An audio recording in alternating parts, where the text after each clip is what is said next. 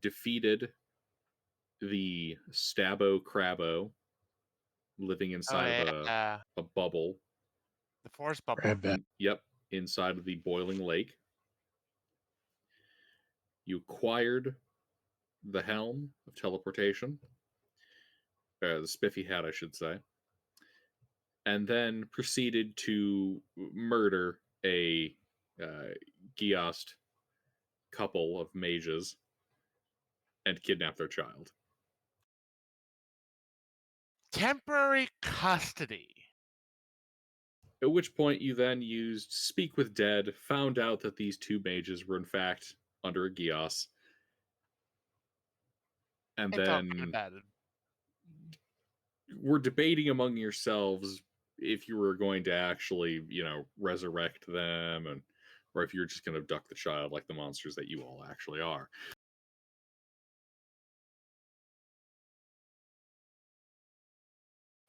I don't believe that's true. I don't believe Varric was wanting to abduct a child. No. Temporary custody.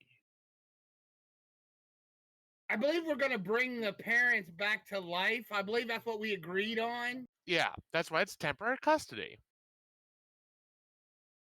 A bit of an oopsie on our part. We have the bodies of the parents stuffed in a bag or something, don't we?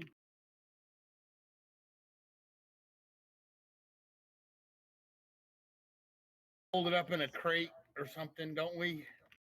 Yes. Wait, under Pete, Ruffles, are you guys here?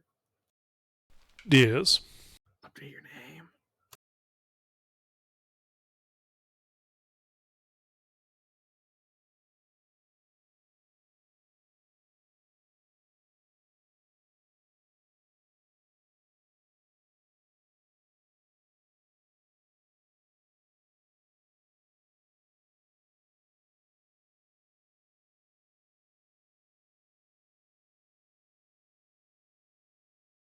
Yeah, I remember we went into this place and killed this family, and yeah. And I was on the slip and slide. Yeah, this poor family had no choice but to defend the place, and yeah.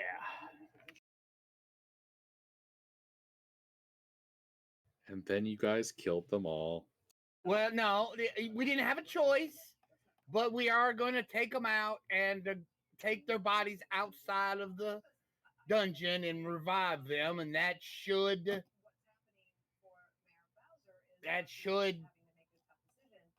get us out of here. Get them out of that. Yeah, get them out of the Gios. Yes. Yeah. Yeah, we planned it. We worked it out loud. Totally planned it. Yeah.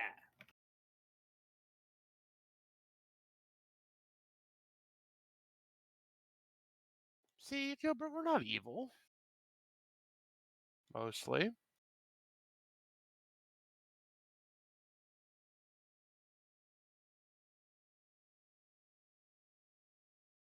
Alrighty. Well, let me get you an image of the map so far. It occurs to me you guys might want that.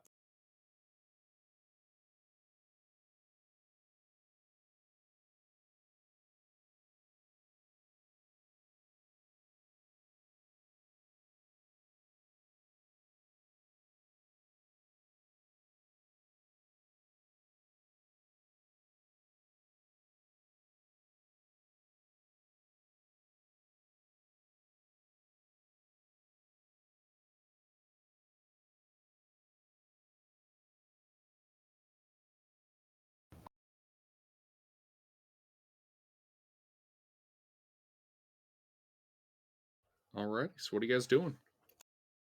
Well, how far away do we want to go before we resurrect these guys? Well, because of the Gios, I think we should get them out of the dungeon for sure. And because we don't know the range of it, being like, say, an Urkaresh would probably be best. Fair enough. Let us do that. Because if I recall, Mr. and I did do general repose rituals on the two bodies. Yes. This is correct.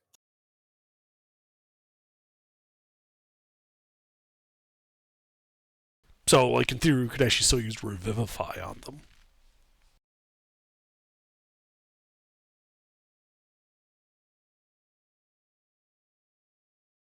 This is also correct.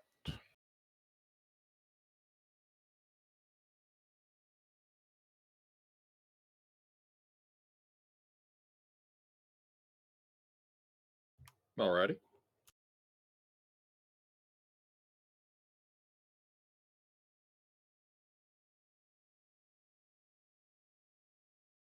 So, I think we just pack up and leave. Yeah, sounds good. Like all we've opened. opened all the stuff in the bedrooms and stuff, right? Like we've gone through all the items. Yep. You Yeah, I went think through all we their did. personal effects. Great.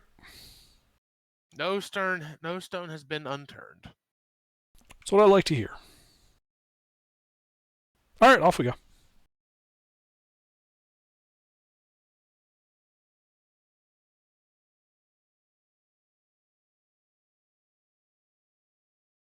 Alright, you guys head out to the entrance of the dungeon. Like the badasses we are.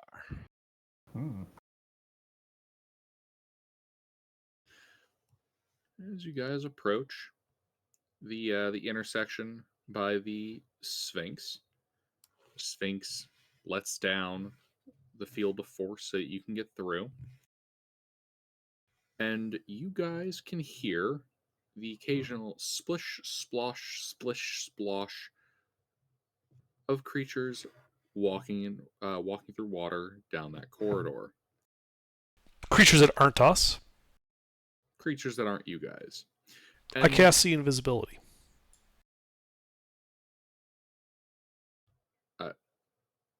Okay. You don't see anything invisible. I should clarify. It's echoing down the hall. Oh, okay. I thought you meant like it's right next to us, and we don't hear them. We don't see them. No. All right. Well. Right. Okay. Never mind then. And a voice speaks to you out of thin air. Not thinking of leaving, are you? You've been so very entertaining. I just couldn't think of letting you all go, especially with those rather shiny items of mine. Since We you've found them. They're eliminated- our items now. Possession's 9/10 of the law. Since you've eliminated all my guardians, why don't you simply stay and take their place? Please, follow Nyx and Nox to the indoctrination center, or they'll simply have to eliminate you. Don't worry, you'll like it here. I mean, I like to see him try. And for those of you with dark vision and the bit of light emanating, you guys can see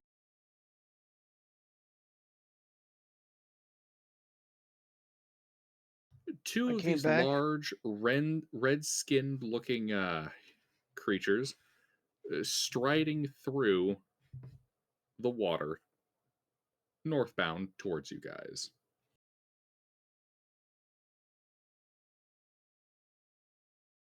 Came back to hear we can play Kenzie. What? Nothing.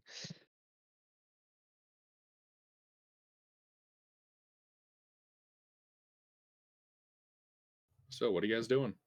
Well, I can't see shit, so I'm just kind of. Yes, you can see them with the light that you have coming out of your glowing algae. Oh, okay. Oh, I guess that's them.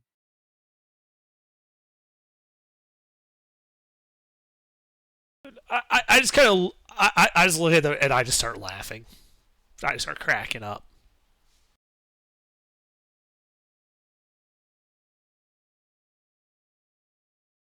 I mean, they got nice swords, but that's about it, really. Silence, meat creature. Come with us or die. I hold up a finger while I'm like wheezing from all the laughing. Like it's getting to the point where it's awkward because I'm the only one that was laughing. Oh yeah, I give him a nice chuckle. All right. I think I'm good now. I think I'm good. I think I'm good now. Give them the fireball. Well, yep. Their sensibilities currently incensed. Roll an ish.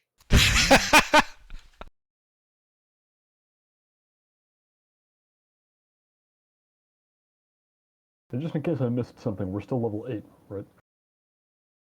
Yes. Okay.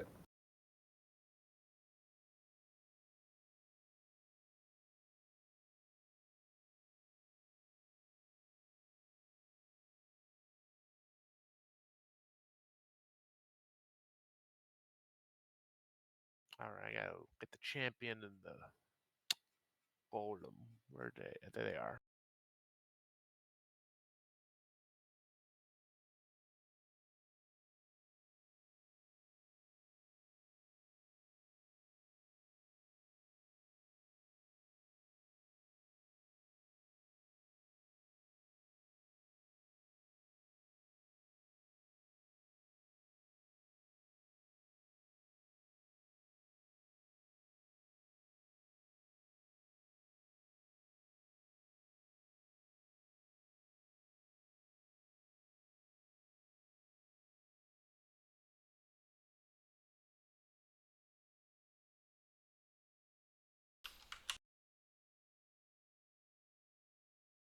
Alrighty. Apparently, the apprentice goes first.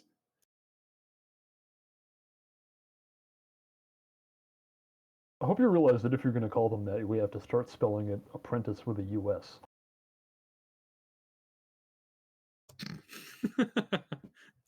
Okay, The he cast apprentice. Tasha's hideous laughter on the one on the left. Irony. Indeed. What is that? Wisdom save? Yeah.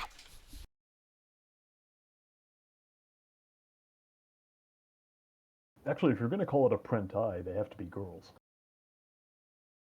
He doesn't find it as funny as I do. Ha. Ha. Ha.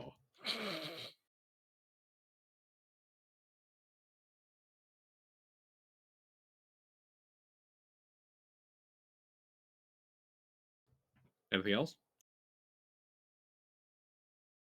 Nope. Varric. Father Varric begins to pray for the lost souls that we are going to have to destroy. And I bless Faradul, Pork Chop, and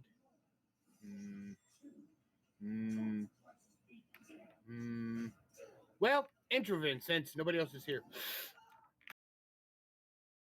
Mm-hmm. Maybe you did you bless Rook? Oh, okay. Well, yeah, Rourke. All right. Pork Chop, and Faradul. It doesn't matter. The people who actually make attack Champion. rolls might be better. Like Okay, the yeah. champion or the golem. I mean, we got some people. Yeah. It's we do have the golem, don't we? And the champion. The champion's the real heavy hitter there. Oh yeah, okay. Well then I bless Faradul, the champion, and the golem.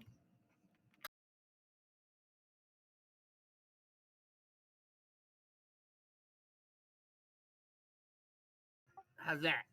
Yeah, it works for me. And then I end my turn.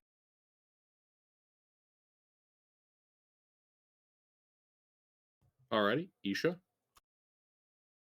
She is also going to cast Tasha's hideous laughter on the one on the left.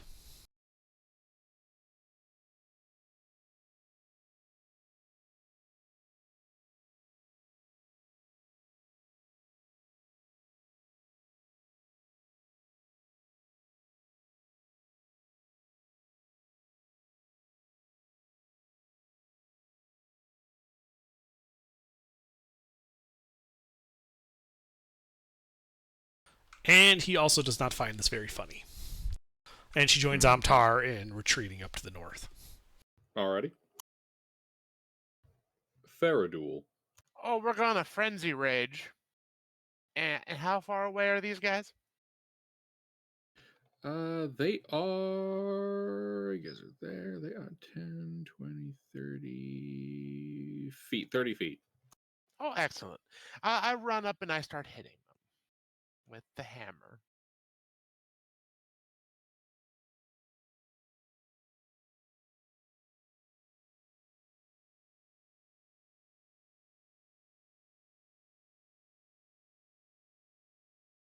Well, that's downright disappointing.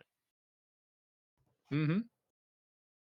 That's 2 misses Oh, that was sad. and 1 hit.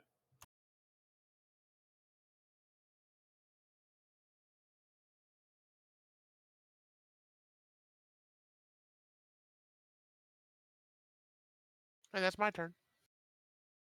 Well, then the golem turn. Indeed, golem turn. Golem also angry. He can move 30 feet. Let's play her. So he's going to attack the other one, and he's going to slam him with 2 attacks. Yes.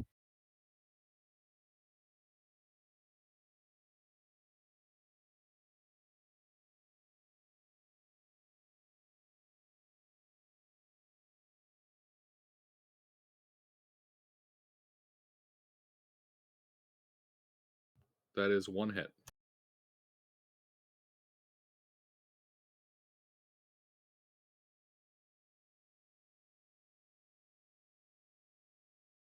And that's 14 bludgeoning.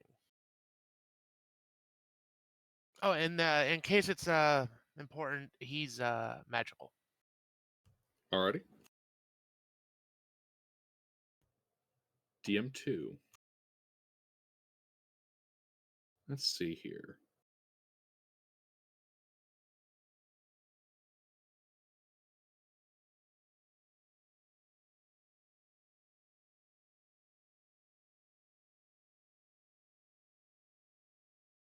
All right. This guy's going to cast a spell. Do you have Mage Slayer, Faradul? That is a negative. Alrighty. And a wall of fire is going to erupt going north to south.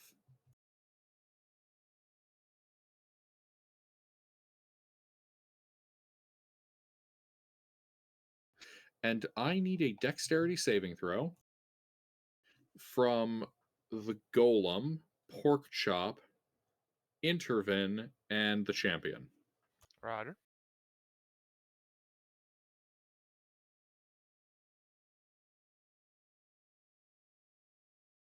Dex save, you said? Yep.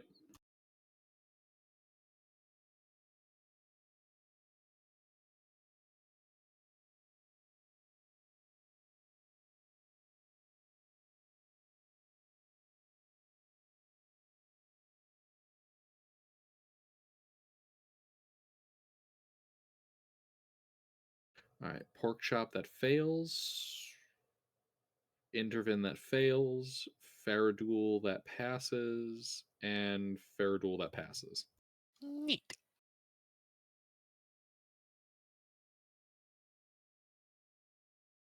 Ooh. Pass for half. Of 26 points of fire damage. Damn. Mm. As the hallway is now bisected by a wall of flame.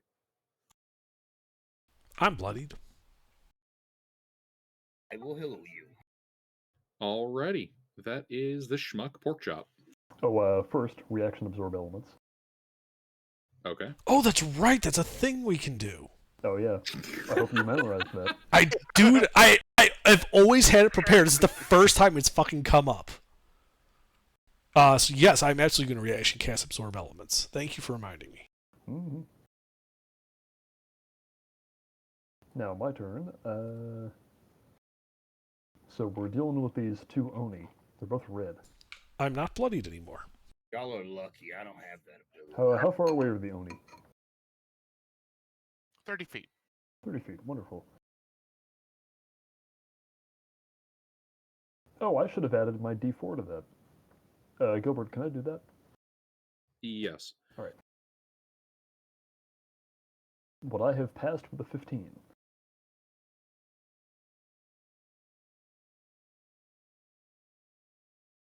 Yes.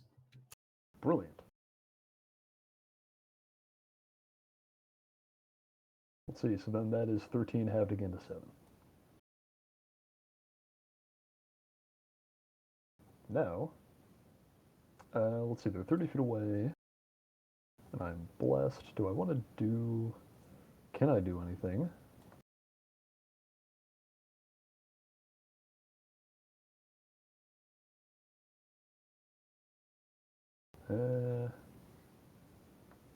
Hmm.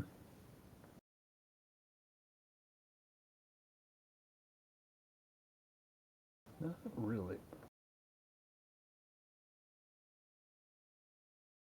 Alright, I'm just going to start throwing axes at them. Alrighty. Let's see here.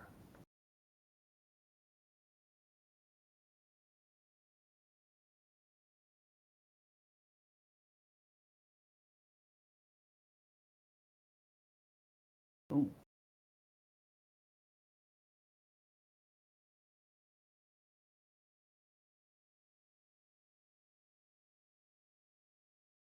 Is that 3 misses? 3 misses. Alright. That I think is going to be it from me.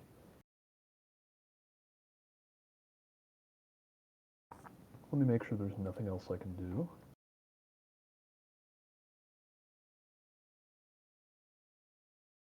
Yeah. No, that's it. I'm done. Alrighty. Alright, so you end your turn there by the fire. Apparently, Wall of Fire is a much more bitchin' spell than I thought it was. Yes, it is a very good spell. Mm. As you end your turn there, Pork Chop, you take... Oh, I'm in... Oh, right, I forgot I was in the wall of fire. Even if you stepped out... Well, let me put it this way. How about this? Yeah, because you're not actually going to necessarily be into it. Do you step right or left? Hmm. What's to my right and what's to my left? To your right is most of the hallway and the rest of the party. To your left is a couple feet and then a wall. Towards most of the hallway in the party, then. Okay. I get out of the wall of fire. All right, so you step out and onto its heated side already. Yeah, that figures. Yep, because apparently it has 2 faces for whatever weird-ass reason. All right. Well, I wouldn't have known that from the inside. Exactly. Yeah. And you take 22 points of fire damage. Mm.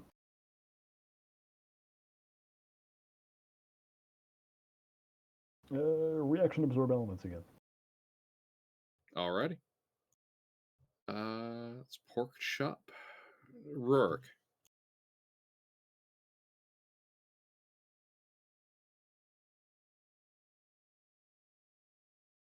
How far away are they from me? 30 feet. You're usually kind of in the middle back, right? Yeah. 40. All right. I aim at whatever one's nearest and shoot him.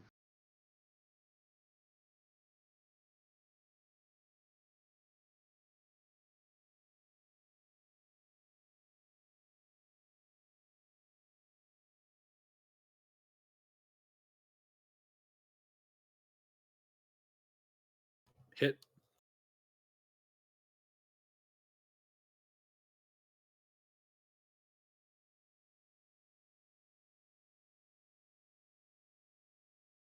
Warning piercing.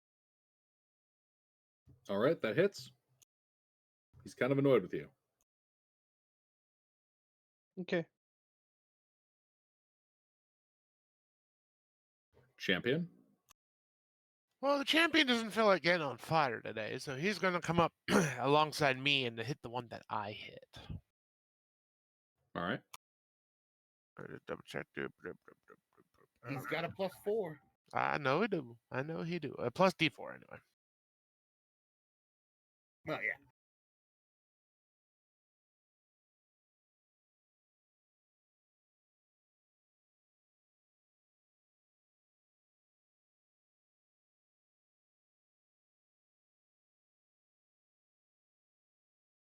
That's one hit. These ones, man, not help.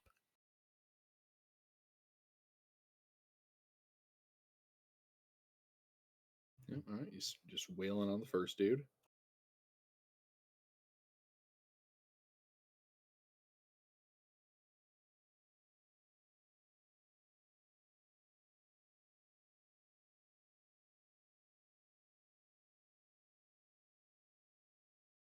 All right, indeed, that is more damage. Oh wait, hold on. I left out an attack. I'm dumb. He gets 3.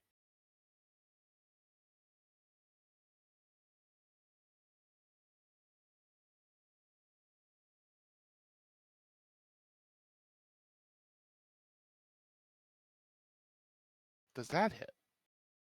Yes. Excellent. Ah, 35 damage total. Alrighty.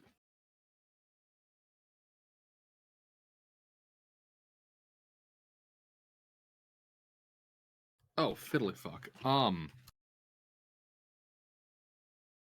right, is that everything? From the champion, yes. All right, so I've got 2 rolls. First for Rourke, second for the champion. I forgot to roll because Rourke ended his turn on the toasty side of the wall. Is the guy they're hitting the guy concentrating on the spell? No, that the number 2 is concentrating on the spell. Number 1 is the guy that they're hitting. Okay. He's the physically closest.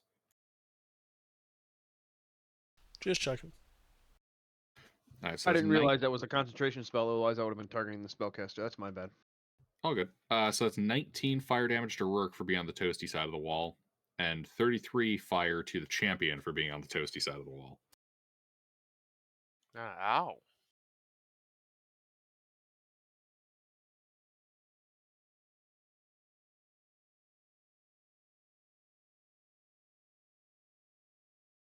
Alrighty, DM1. The dude who's getting beat on.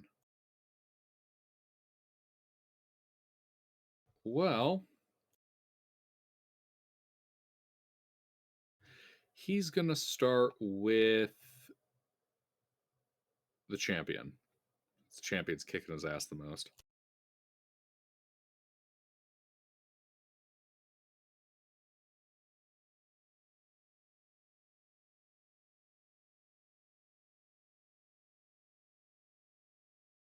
Yeah, Those hit. those are both hits. Yep.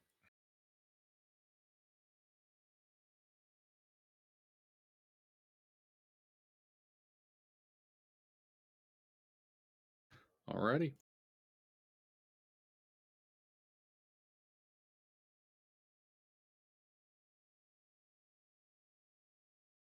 He takes 14 and 12, mixture of slashing and fire damage.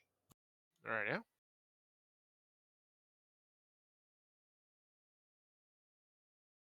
Alrighty, intervene.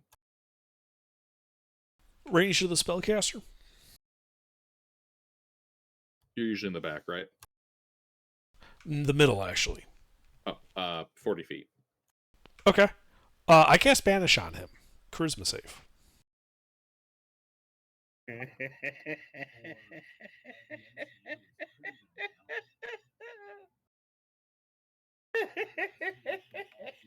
Poof, he's gone, and so is the wall of fire. Indeed. Can't concentrate on that while you're on another plane. Well, no, it's more that banishment He's imposes the incapacitated. incapacitated condition. Oh, yeah, and that.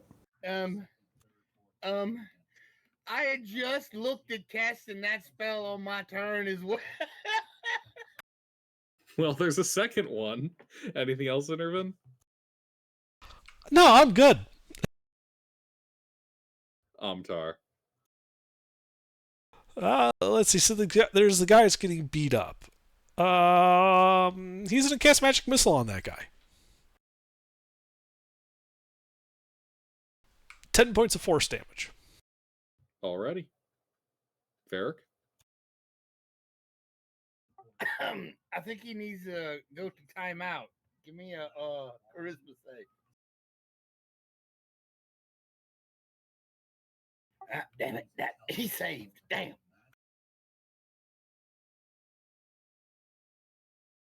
I missed. Indeed. Anything else? Let's see. As a bonus action, I am going to. Die, die, die, die, die. Die, die, die, die, die. Die, die, die. I don't have any bonus action abilities that are really good.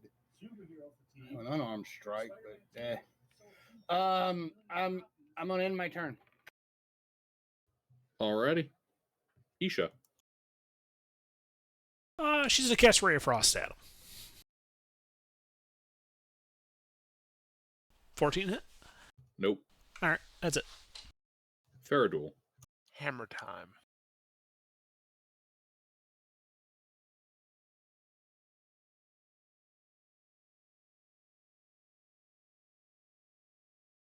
Oh, that's 3 hits.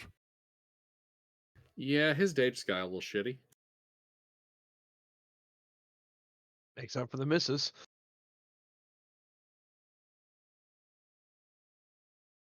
No, making up for it would have been nat 20s. Yeah, but I'll take what I can get. He is bloodied. Excellent. And then the golem. Well, the golem doesn't like the fire, so he's going to hit the one that's casting the fire. Actually, is there a specific detail about that? The fire's gone. Oh, well, fire's gone. He still doesn't like the fire, though. That was annoying. So it's the spellcaster, I mean. Oh. He was banished temporarily to the timeout zone. Oh, timeout. Right. What do you mean temporarily? Oh, true. They're yeah. outsiders. If I just hold concentration, he doesn't come back. Assuming it works that. Assuming they are actually outsiders in Gilbert's world. All right, well, then the golem's going to come around the other, behind the other Oni, and then start beating on him. Oh, Oni. You think these are Oni? They look like them. I mean, under that is a rather interesting concept, making this classification of creature native to the material plane. That's neat. I'm going to keep that in mind. Okay. I mean, elementals are native in the Shielded Lands. Oh, really? Well, Yeah. there's only hell and high water, so there's nowhere else for them to come from. Exactly. They're not actually outsiders. They're just reflections of certain aspects of magic. Well, elemental beings have to come from the material world, because that's where the elements are. In my world, yes. Because I don't have elemental planes. Yes. I'm hoping Gilbert has elemental planes in this world. Yeah.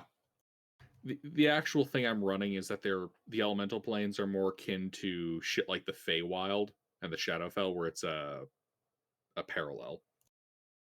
Parallel slightly off center. You get what I mean. No, so like there's a world out there where Still everything is works the though, same, because but you'd made still of need fire. plane shift to get there. Mm-hmm. Exactly.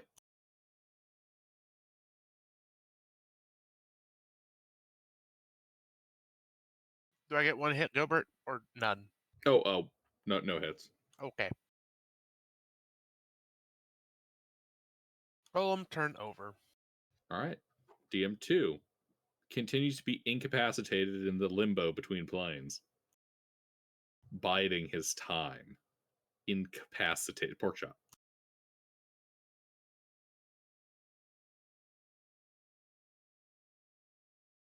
Pork chop. Yes. All right. Well, one of the creatures that I thought were Onis has disappeared. Nope, like that. Leaving only the other one. At whom I am now going to throw more axes. Who died?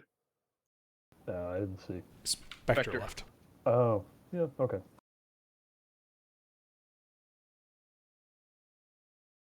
I'm still blessed, right? Yeah. Okay. Nothing's happened to change that yet. All right. Just making sure he didn't drop concentration or something. I mean, if you'd like to not be blessed, you're No, welcome I to. like being blessed. Okay. 2 hits? Question mark? 2 hits. All right. Let's see here.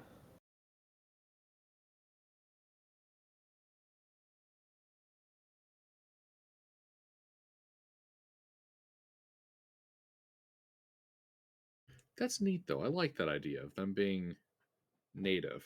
That is 35 bludgeoning. Or, no, sorry, wrong character. Slashing.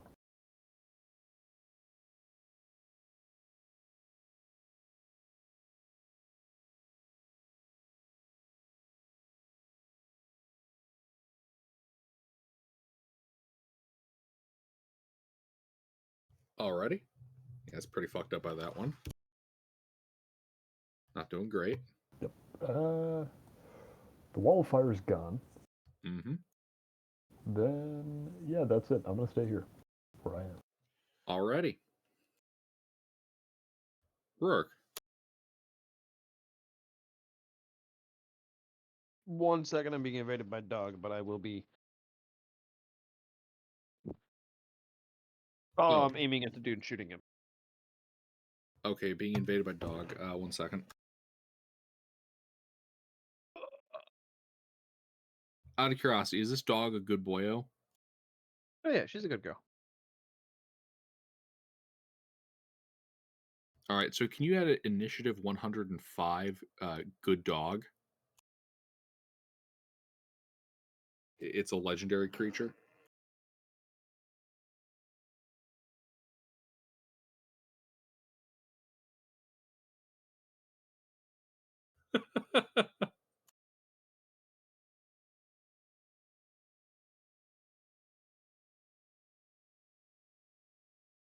Oh, it should be +7 to hit.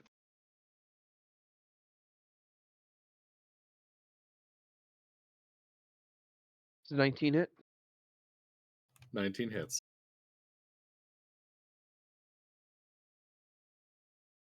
25 piercing. What genie?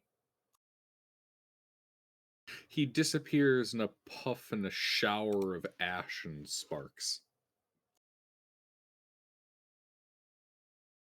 You guys are out of initiative, unless, of course, Intervin loses concentration within the next 8 rounds.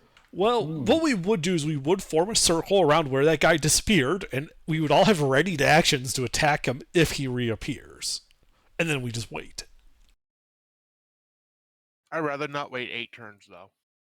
That's less than a minute. Yeah, but I lose Berserk if I, for too long. Well, the point is we're going to have to wait regardless. The question is, at the end of the waiting, does he appear or not? Like, there's no way to bring him back. Like, if we want, I can bring him back early. But if the banish, banishes him permanently, it avoids us having to have a fight where we risk death. Yeah, no, let's wait it out in case it's permanent. In case it's not permanent. Yeah. So we wait the 8 rounds with readied actions.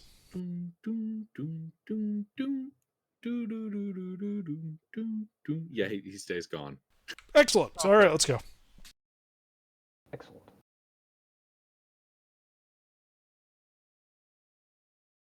Although the DM is now having his interest piqued. Native to the plane.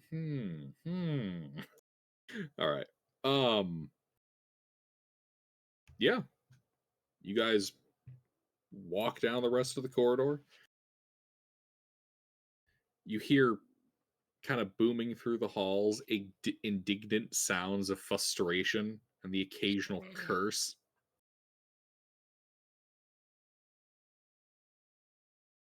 Several insults regarding your heritage, your economic status, and your intelligence. Yeah, Rich come from the guy that came and fight us himself.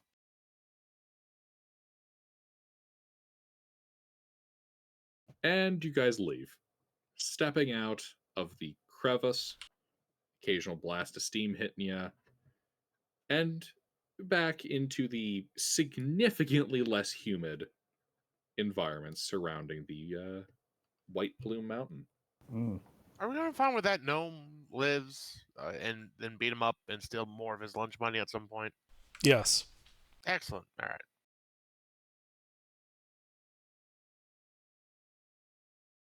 And the final things you hear as you step out of the cave are, You haven't heard the last of Zeb's smoke blower. Oh, good. He even confirms it. I like this plan. It's a good plan. Like at that point, I like pause for a second, and I pull out like a little notepad. I'm like, all right, where do you live? We'll come and meet you. Fuck you, I'm not telling you the secret location of my hidden tower. Oh, where's this tower at? Fuck you! Probably not Give even me that big my of a shit tower. back. You couldn't even Fuck see you, it come from a take big it city, from I us. bet. It's probably a tiny tower. He is only a gnome. Tell you what, we are mercenaries. Pay us and give us the location of your tower, and we'll come and deliver it to you. There is no response. See that right there, guys. That is how you call a gnome's bluff. Let's go. And then the meteor swarm hits.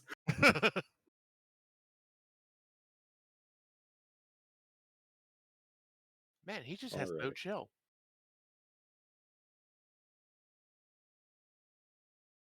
It looks like his head was taller than his hat. He suffers from a rare gnomish birth defect where his cranium is in the shape of his hat.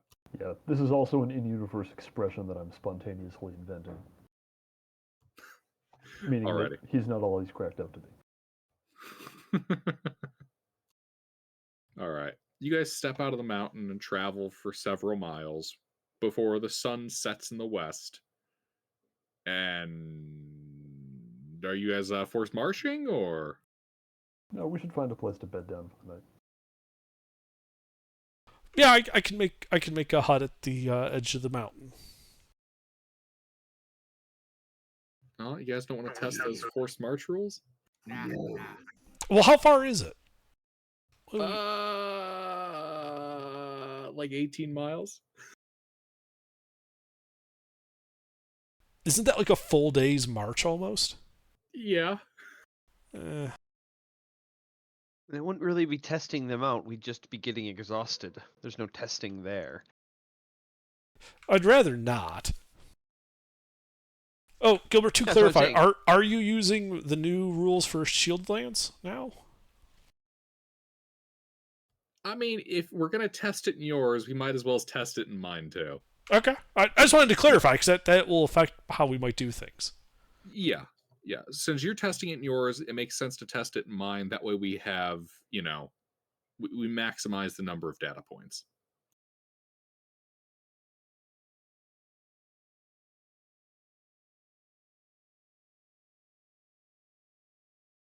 I even posted a little reply onto that one with an @D&D. I don't remember. Fair enough. Anyway, I make hut. We set watches. I sleep. Make hut, set watches, sleep. What is your watching order? Fair duel champion first. Sure. The doctor will take a watch.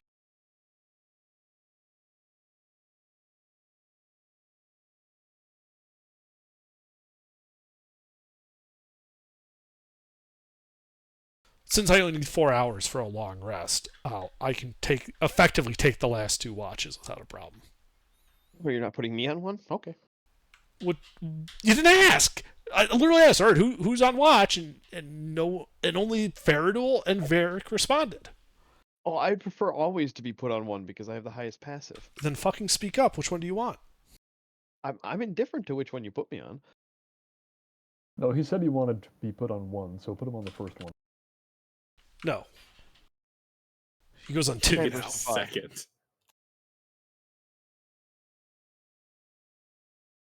All right. Anybody else want to watch? Going once. Going twice. Sold to the second person chat order. All right. Shit. All right. You guys take your rests, take your watches. and nothing of note occurs. Oh, fuck, one other detail. The flesh golem did not leave the volcano with you guys. Why not? Okay. Because it didn't. Yeah, but is it like just standing there? Like how? What is the manner of its failure? Oh, you guys leave, it simply turns around and goes back in.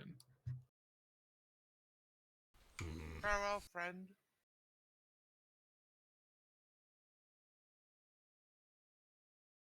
Sorry, that was one of those bits where you guys have accumulated so many followers. I'm like, wait a sec, hold on, wasn't there? Oh yeah, there was the golem. Yeah, that thing's tied to the dungeon.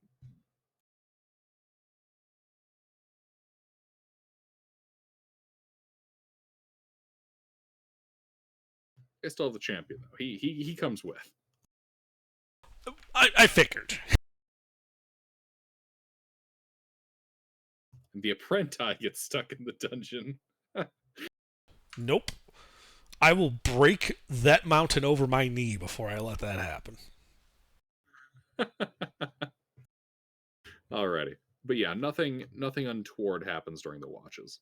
Excellent.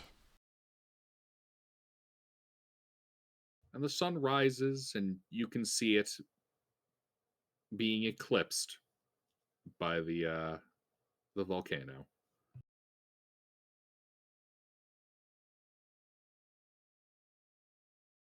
Head to the coast? I think so. Alrighty. You spend most of the day traveling to the small agrarian community on the southwest coast of the island. Well, hold on. You're skipping things. Oh, I am? What am I skipping? Some people didn't sleep their whole long rest. They didn't. Fairdold, Fuck, the that's champion, right. Varric, and Rurik stayed up for 2 hours each. That's right.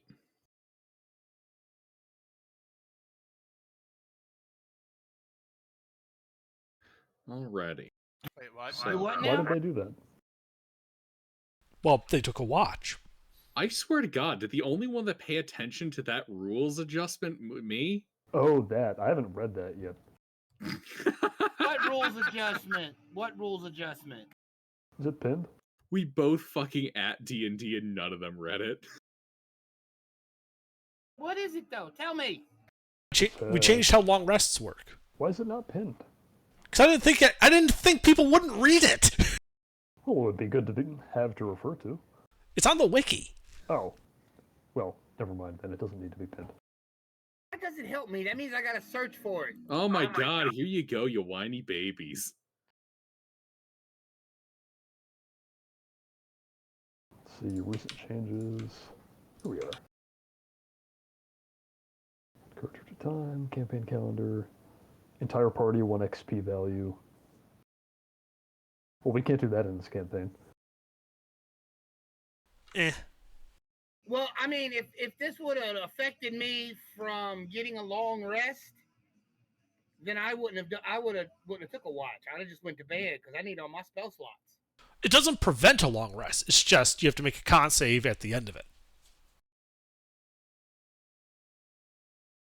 Since you would have slept 6 out of 8 hours, the DC is 8.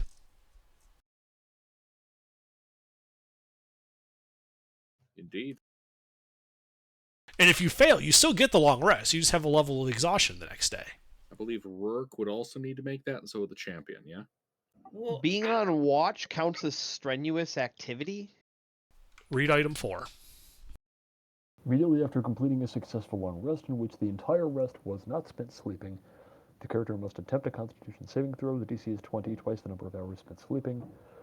Failing the saving throw incurs 1 level of exhaustion. well, hell, I would have just went to bed. Fuck y'all. Oh, minus.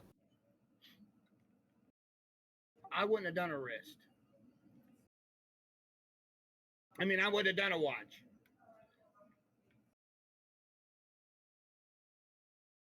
Well, if they slept for only, or if they only stayed up for 2 hours each, then that is a DC 6. 20 minus twice the number of hours slept. So 20 minus 12. Yes. Or It's sorry, 8. that's 8. Yeah, I can do math.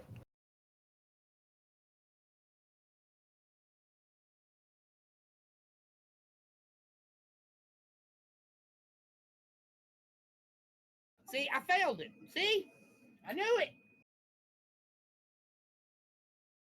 This is the last time that I didn't know this rule, so I would have took a rest. But now that I know the rule, I will never take another rest as a caster again. You still got the rest. You got all your spell slots back. But I got a level of exhaustion. Yeah, that's the only effect it had. Exhaustion 1 is not too bad. Unless you are a barbarian where you get exhaustion doing frenzy. Well, Sen, That's did you been forget removed. that I ixnayed that? Oh, right. I don't remember if the PHB says that the DM should ixnay that, but I think it might. Yeah, I don't think it No, says the DM Gilbert- should ixnay that, but given Gilbert ixnayed it. Well, Yeah. I know, but that's... Didn't you ixnay the resurrection, the revivify, not the... No, I he ixnayed that. your barbarian rage feature right. because we already had so many other sources of homebrewed exhaustion. All right, did I make yeah. note of that? I'm making note of that here in the character sheet. I fucking PM'd it to you. That doesn't mean that I made a note on the character. It's not like it comes up that often until this sleep change. But now the sleep change, so now, okay, make note. Interesting. All right.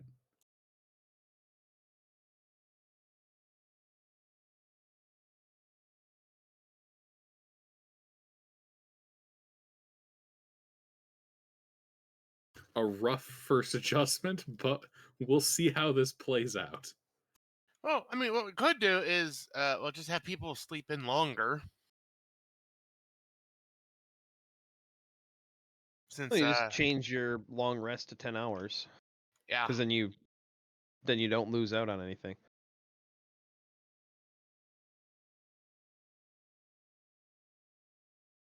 Haha, we have found a way around the rules change. Let's see. Yep, So how do you account for the middle watches then? Because everybody would still get 8 hours of rest. You would just need to set 5 watches.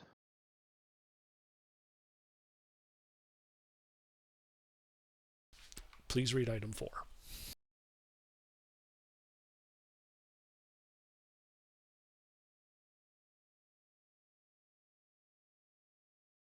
Well, yeah, but Long rests are a maybe minimum of 8 hours. Yeah, that's the first item. I'm talking about immediately for completing long rest, which the entire rest was not spent sleeping.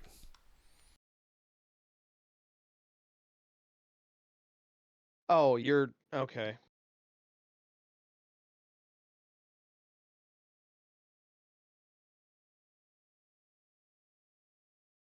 So you can lengthen a long rest. We can definitely rest longer than 8 hours. So that means if you're woken up during the middle of your rest and have a combat, But twice the number of everybody hours. has to do the con check. Okay. Okay, but so let's say we're going with a 10-hour long rest, and you have 2-hour watches in the middle of all that, and you set 5 watches, so everybody sleeps for 8 hours. Yeah. So that means the people that took rests in the middle have a DC 4 con save. Yep. It's like it's possible to fail that. If you have a con of less than 16. I was gonna say then you just put all your high con characters in the middle and screw mattering about passive perception. But that's a choice we get to make. That's a strategic decision. Do we focus on preventing exhaustion or on having good perception? I don't like it. I'll be honest. It's a weird mechanic because that's not how sleep works. Especially for somebody who's consistently not getting enough sleep as an adventurer. I mean, 6 hours is more than plenty for anybody that's active like this. You can work on 4 hours of sleep. 4 hours is unhealthy, but 6 hours for somebody who's in an adventuring field? is more than plenty. That's why it's always been 8 and 6. That's why you can do 4 or 3-party watches. Because it just doesn't make sense that even though your rest was disturbed in the middle, you still didn't get enough sleep, is basically how it sounds right now, which doesn't make sense because you did get enough sleep.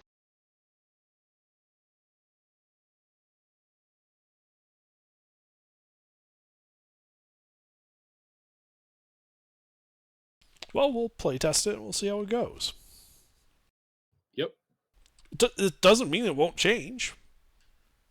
No, I'm just giving my feedback on the first time using it and actually, reading it and understanding. Because I breezed over 4, so I'll be honest, I did not read that correctly. So I appreciate pointing it out that you did. I'm just giving you my feedback. I'm not, saying negative or positive. Yep, and this is why we're running it on 2 sessions. That way, it gets more playtesting. Well, Saturday it's going to be totally different because I think we're mostly all high con characters, so it wouldn't matter as much.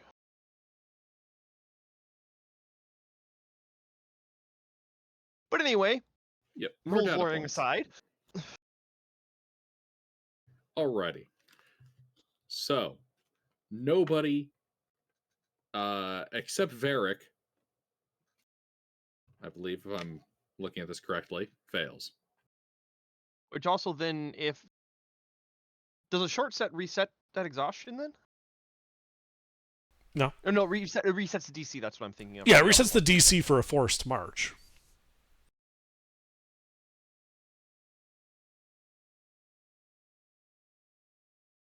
Alrighty, so wait, 20 minus 6, DC 12, right?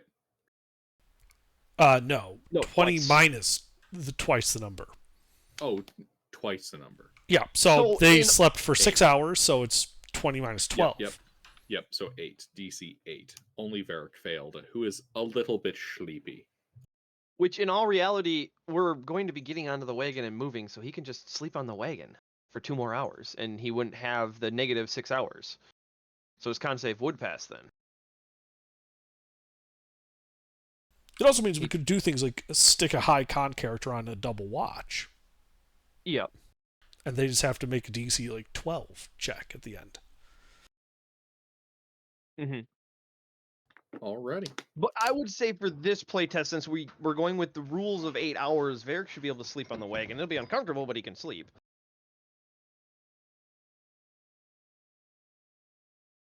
We don't need him alert and awake when we're walking around. Thoughts, Under? It's your call. It's your game. True, but it is in regards to the adjudication of a playtest rule that you designed. It's not a valid test. No one fucking read it. I read it. I misunderstood the interruption on the part 4. Well, let's see. You guys would be on a wagon. Yeah. Yeah, and given his placement to watch, I don't see why it couldn't function. Alrighty.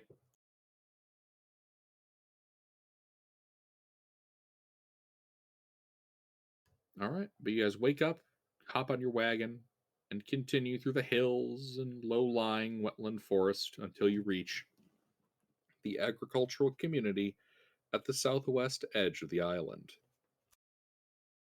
Your boat's sitting there, docked by the shore. The locals wave at you. I We wave wave back. back. As you kind of pull in the late afternoon.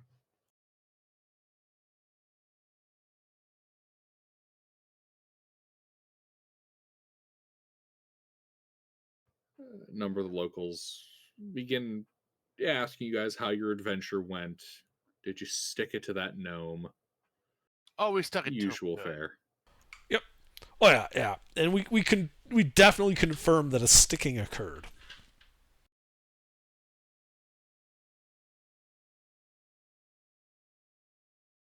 Alrighty. The day ends. Are you guys hopping on your ship and going sailing a little bit, or are you guys just concluding your day here in the town? Might as well get on the ship and start sailing. No reason to waste daylight. Sounds like a And plan. we have sailors. Alrighty. So, where are you guys going? Not the famine place. Not Ursargosh. Gotcha.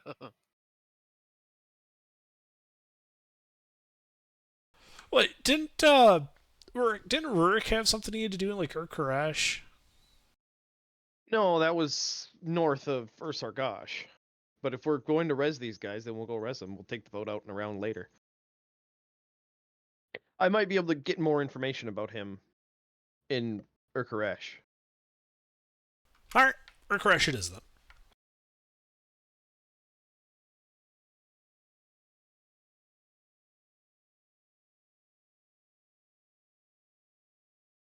Alright, you guys begin sailing.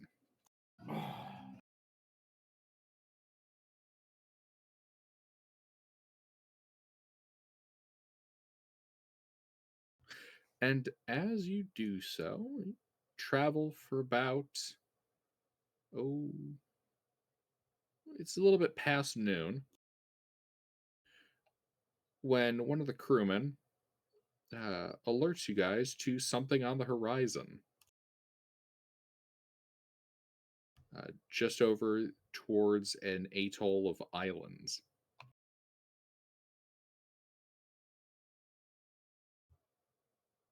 Anybody got a telescope?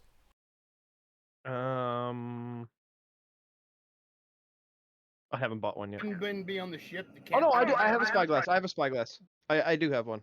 I rearranged my entire inventory on everything, so I had to look harder.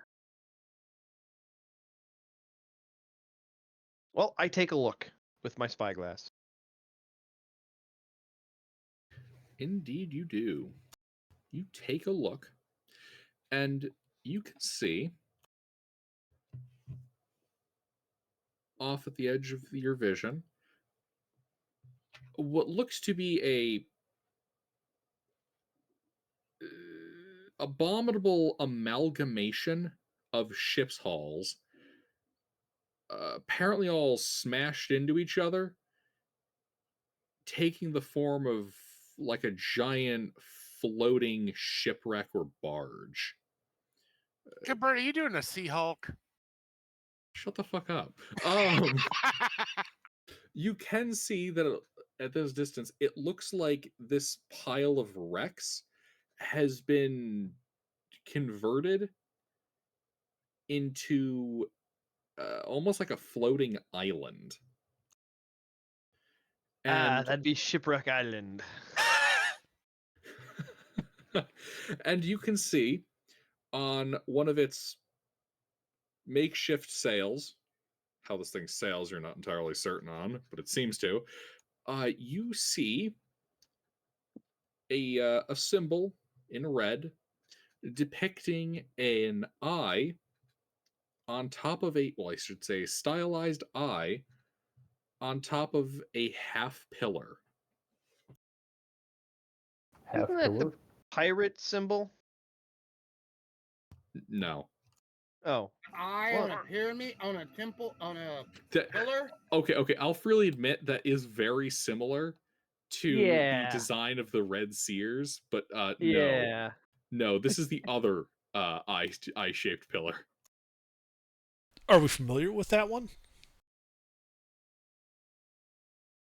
They're either Freemasons or this is a place where tourists can get information. What's it look like? Yeah, give me a second.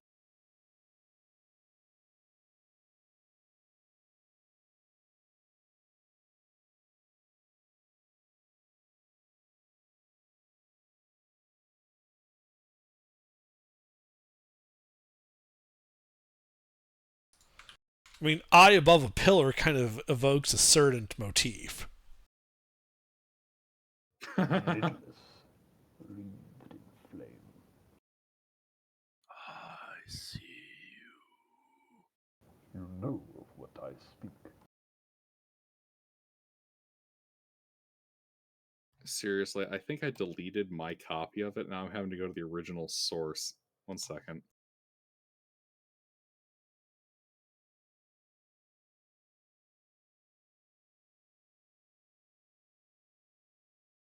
Here we are.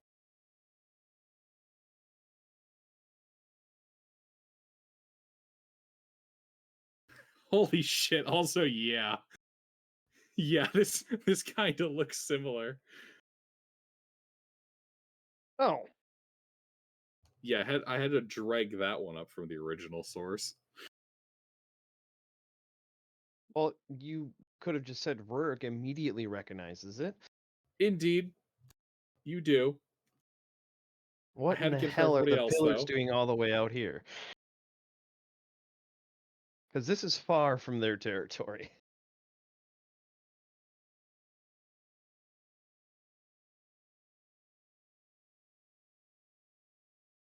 It's Rurik's faction.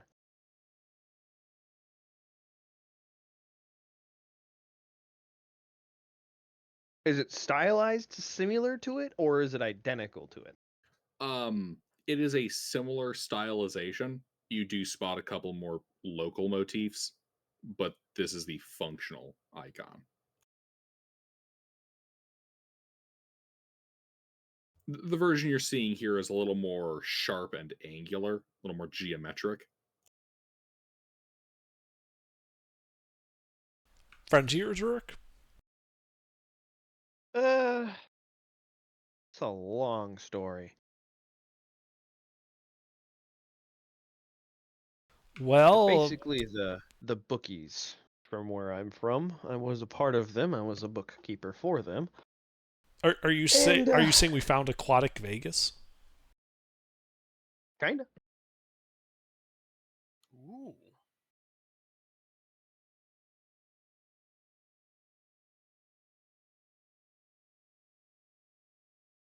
Are they going to be hostile to us? If I'm not present, probably not. Although, how big is the iconography? Is it like the size of a square sail?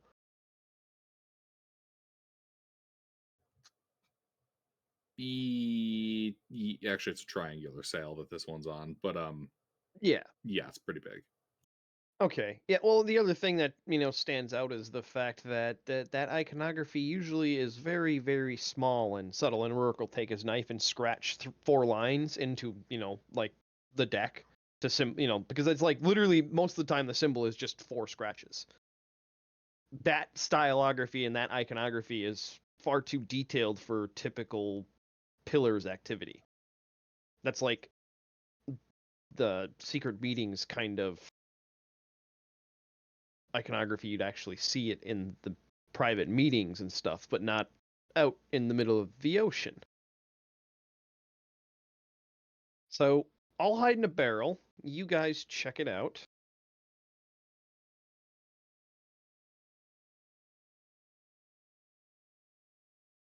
It's more than likely Castiel, though, based on the extra bits that are added on to it. Castiel would be my brother. Forever a thorn in my side. I'm seeing if I can find my original. Your original copy of this? Yeah, the one with the other versions, the other iconographies. Oh yeah, I have it right here.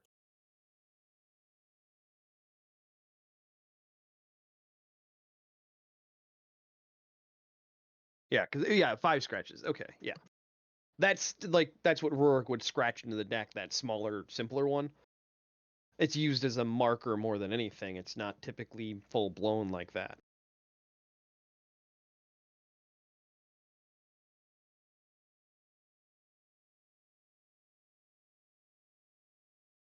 Okay.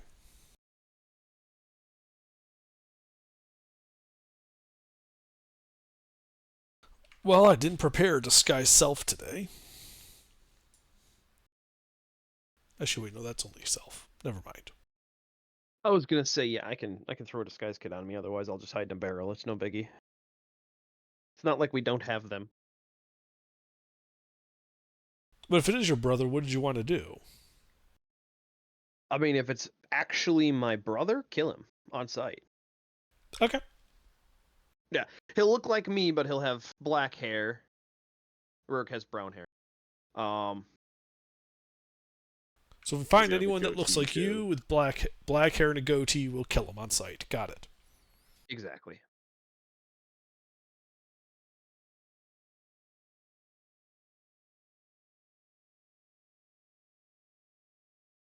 Alrighty, well, I guess we're going to Vegas. All right, you guys change directions ever so slightly and begin to approach this hulking wreck of ship parts.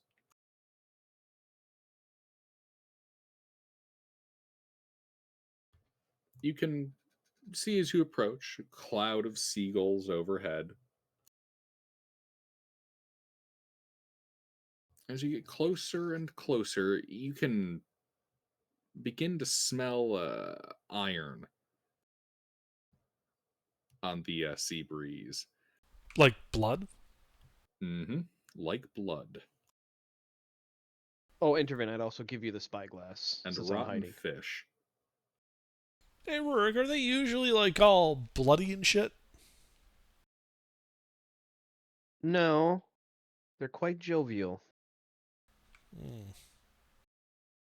They also smell fish. Say Alright, the word guys, again. well, be prepared for a quick getaway. This is looking fishier by the moment.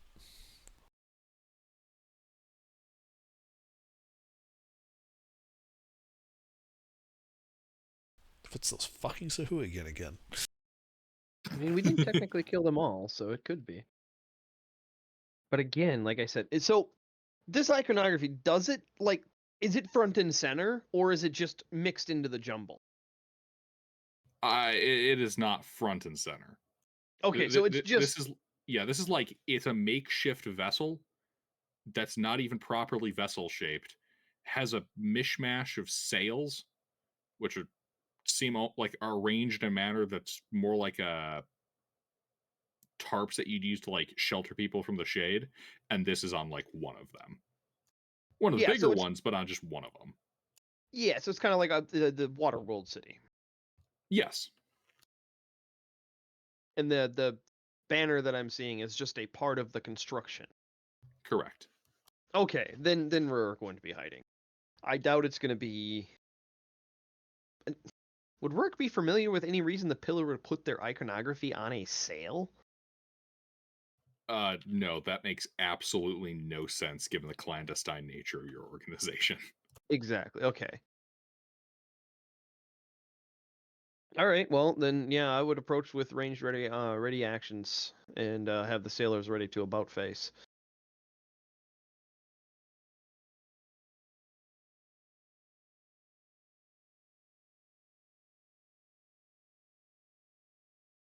Oh yeah, you guys begin sailing closer. You can see a couple of ballista positions kind of built in on there. And you can see, kind of waving you guys down, appears to be a couple of dwarves. They're signaling towards you guys. All right, well, I'll glance at them with the spyglass. Do I recognize them? No, these do not look to be a familiar group of dwarves. All right, Intervin, they don't look hostile, at least anybody that I know would be hostile. I mean, are they waving us down like, hey, welcome to Vegas, or is this the oh god, please rescue us type waving? This is more like the acknowledging your presence. Ah, okay. Welcome to Vegas it is. Yep, pretty much.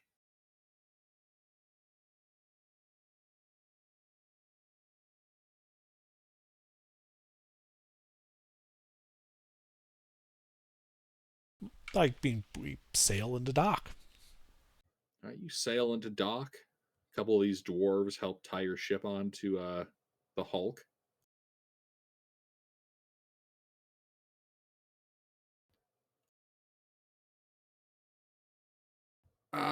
Yar, welcome to the bilge. Arr! What brings you to our part of the bay? We were just passing through, and I point to the big icon on the sail, and that's kind of obvious. So we decided to come and see, because it was my understanding that this might be a floating casino of some sort. Floating casino? Yeah. Aye. No, we're not a floating casino. Well, where are you be floating then?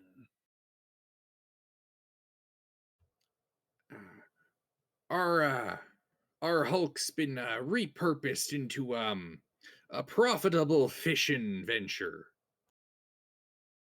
We're going fishing, you see, for the most valuable kind of fish. Tuna? No, although that does be pretty valuable. You get 2 more guesses. Come on. Merfolk. Yar, merfolk. Their bones sell real good. We got ourselves a I buyer. love how we made this accidentally canon. We got ourselves a buyer down south, around the around the jungle.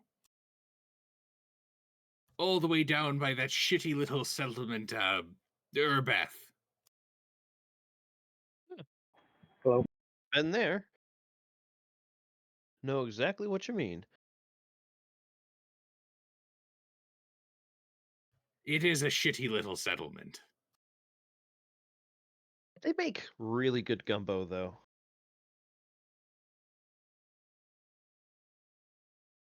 I've never thought to try it myself. Nothing beats good dwarven cooking. Oh, yeah. I do love me a good plum helmet stew.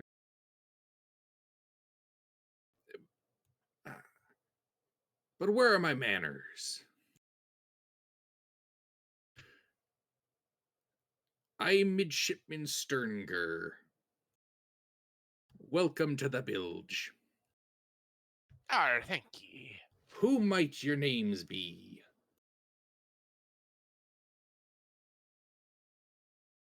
Arr, I be Faradul, and this here be my friend, Champion Man, whose name I forget. I don't think we actually. No, yeah, we have a name for him. I don't remember it. It is very Roman. That's all I remember. I think it was like Sphenopolis or something like that. Yeah. Yep. Sven, my friend Sven. Yes. Ah, Svensson and Svensson. Attorneys at law.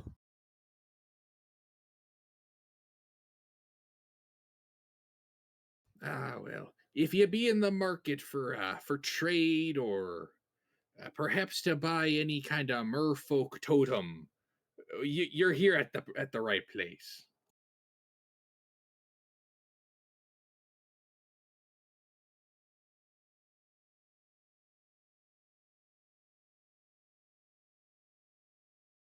How much does a full merfolk skeleton go for?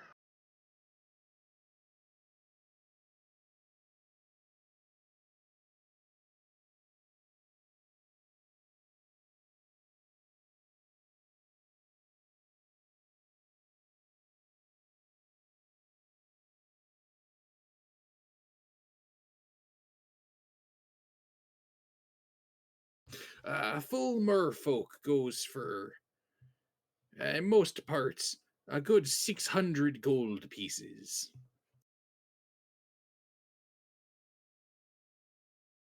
I don't know why it's so valuable, but people buy this shit up. Probably some aphrodisiac. Oh my. I wouldn't be surprised what some freaks are into. Aphrodisiacs, magic, all kinds of weird shit.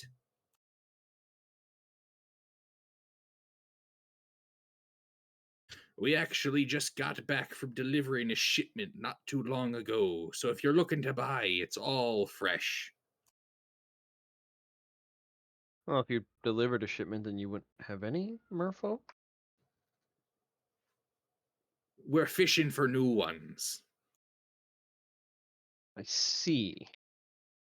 We just arrived back in these waters about 3 days ago.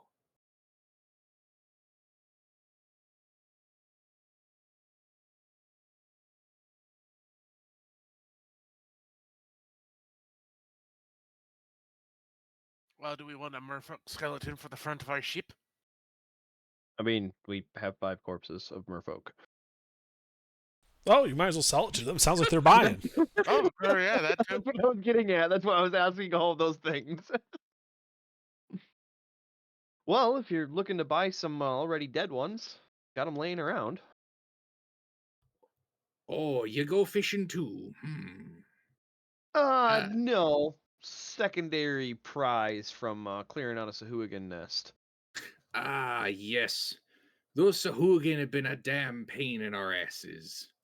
Although, the last season, at least so far, we haven't seen hide nor tail of them. Well, if you do, let us know which direction they went. We have some unfinished business with them. Anyone that sails the seas has unfinished work with the Sahuagin. Yeah, but that nest in particular has been a thorn in our side, considering they survived. Did kill their baron, though. Oh. Killed their baron, did ya? Aye. Kind of shouts to the rest of the ship. Oi! This guy says he killed the Sahuagin baron. You hear some hooting and hollering from inside the hulk. Nice. I think you made well, some friends. Enough standing around here on the pier. Come on in. Oh, why thank you. What time of day is it? It's like 1 in the afternoon. Well, intervene. A little R&R, and then long rest here. Yeah, no reason not to. You can sell the merfolk corpses. We can, rest here, swap some stories, and be on our way in the Drink morning. alcohol. It's going to be great. Yeah.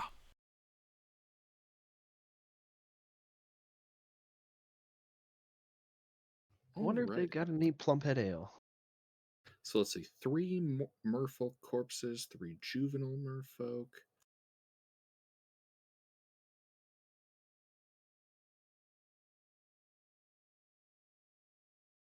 All right, so this floating dwarven fortress offers you...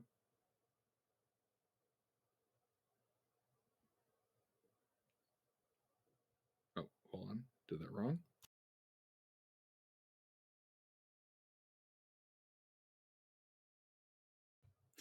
They offer you $13.50 for all 6 corpses. I don't know, intervene. That seems a bit low.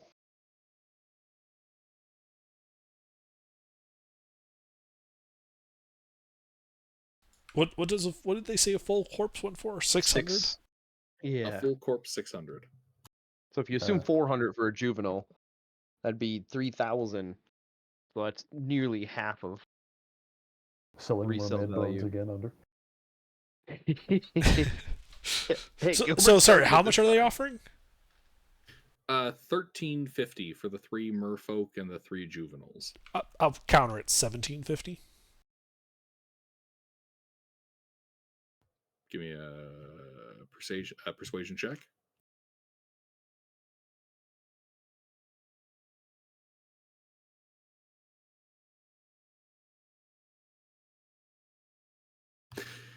Yar, that be acceptable.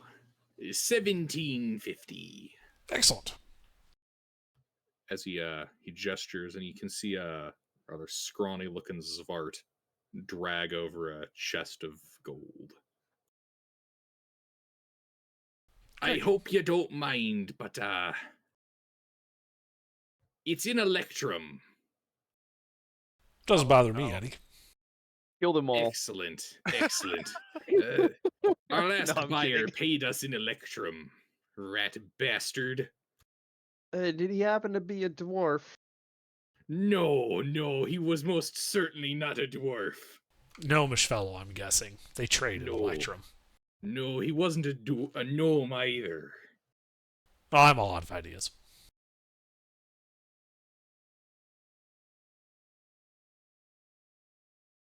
Hell would that even be? 3,000? Oh no. All right, so I have the Electrum then, since you don't want it. Yeah. Okay. Will you guys do that? I gotta step away for a second. Yeah, that'd be because it'd be 2 Electrum per gold, right? So it'd be 3,500 Electrum. Yes. Yeah, that's why I hate Electrum. It's like, how do I transition this again?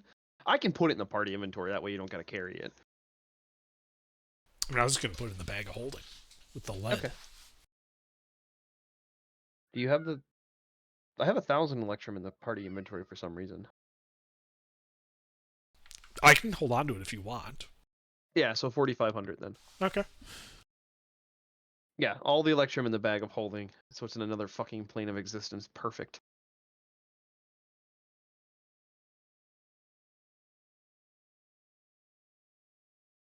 Oh yeah, all the lead.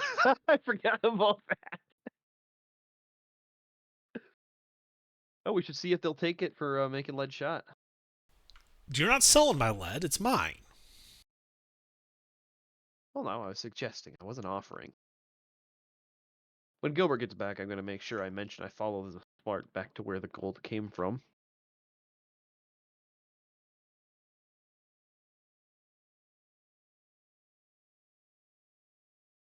Not directly, obviously.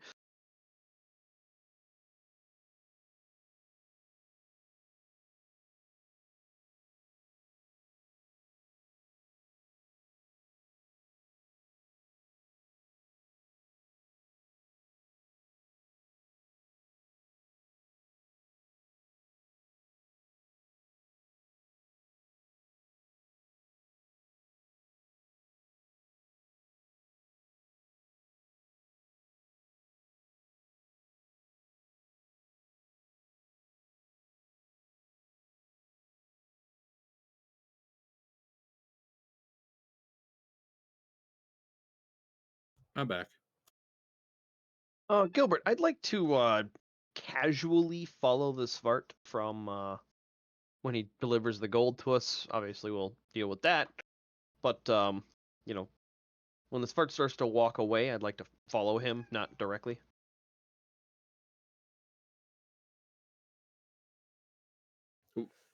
Not directly. So like you're just kind of mingling around with the crew in the various Yeah. chambers and holds.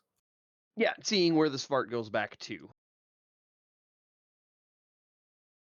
All right. Yeah, you just kind of follow after enough to see him, kind of observing. You can see that the Zvart scurries off to some rather like a shitty looking junk filled looks to at one point been like a ship not unlike yours, which has been propped up and used to create like a hovel. You can see several other Zvarts all living in this cramped quarters.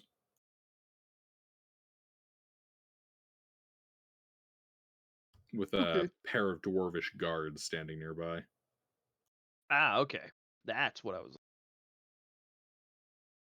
That is probably some version of their vault, so to speak. No, that's not a vault. Why are the dwarves guarding it then? It's full of Zarts. Like they're prisoners? Yes. Ah, okay. Yeah, because I was trying to find where the gold came from. Ah. So the Svart didn't look like he was going back to somewhere secure. If he's just going back to a prison bunk, then yeah, no, I wouldn't have bothered following him. That's just it. You followed him and you found out that's where he went. You wouldn't know where he was going until you found out where he went. Yeah, no, I got that. I mean, like, he didn't look like a book. You didn't explain that he looked like a prisoner. You didn't look, like, you made it sound like the Svarts were their bookkeepers. That's why I was following him. Oh, I see. I see what you're saying. Yeah, like if he looked like a prisoner in drab and garbage clothing and this is the marks on his Bronze back. Age. There's not a huge distinction in terms of apparel. Poor working class does not dress all that significantly differently. It's a lot of tunics. But I mean, yeah. either way, their treatment of him would have been obvious that he wasn't a member of the crew on equal with them. Correct. Yeah, then I wouldn't have bothered following him. I'll eventually come across the Svart, but not now. Gotcha. Citizen, this is Imperial business. All right, well, I guess I'll just wander around. All right, yeah, you wander around. Areas composed of a couple of barracks. In general, this is all built around a central dome-like chamber, in the middle of which is an opening into the ocean, a number of piers, fishing emplacements, nets, hooks, cranes, all the kind of stuff that looks like would be used for large-scale fishing. In addition to several crossbow emplacements, and you can see a not insignificant contingent of dwarves in this area, several of whom have like a chain connect to a harness, and they're wielding harpoons, almost like they jump into the water to attack and are then reeled out by these contraptions. Ah, Great Wall style. I actually know what you're talking about there, but yeah, kind of. Terrible movie. But some of the tech they had was really cool.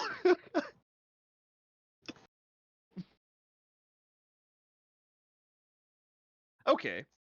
All right. Well, I guess I'll just keep perusing around and let Intervin mingle while I'm scouting. Okay. I forget the name of the guy, the dwarf. I love that. Sorry, made me chuckle. Because I'm trying to what's that dwarf's name? What's the dwarf's name? Like, fuck, I can't remember the dwarf's name. That was on the pier. He did introduce himself, and I forgot his name.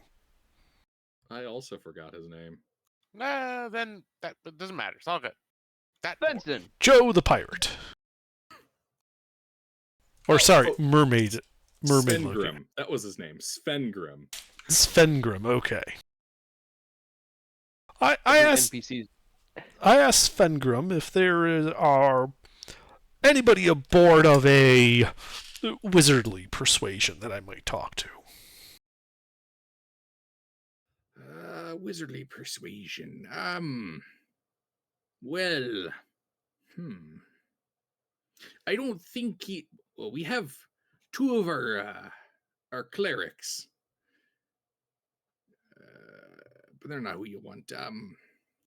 I suppose you could always speak to the Mind Master. He's. I don't think he's a wizard, but he practices more of your weird mind magics. Does he have a brother, Master Blaster? No, that'd be his father. Ah, of course. He unfortunately died to a merfolk attack. Those damn merfolk. It's a real shame, too. He brought in a real prize.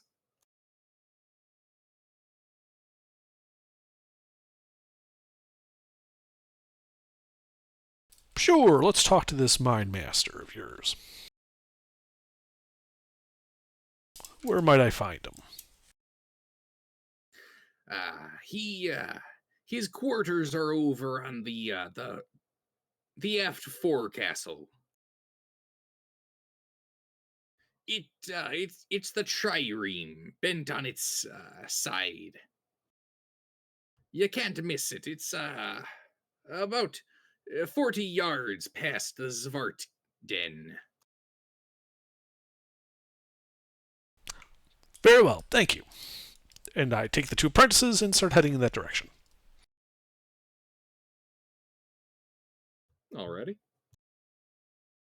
You navigate your way through the god-awful interior design of this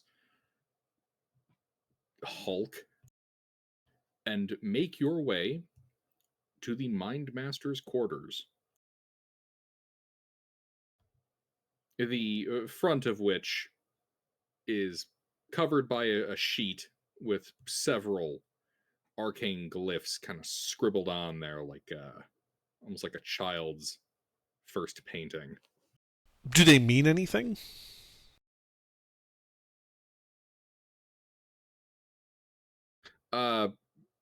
Nothing noteworthy.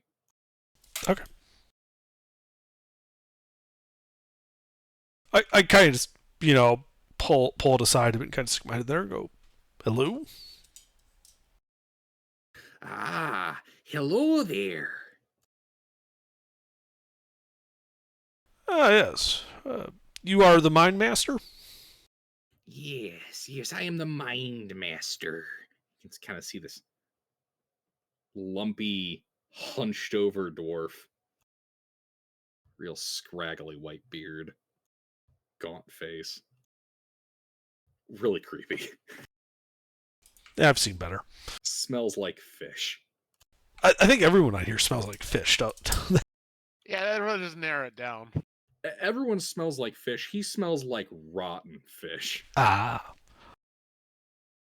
Well, I am Intervin, and when I asked about a spellcaster aboard, I was referred to you.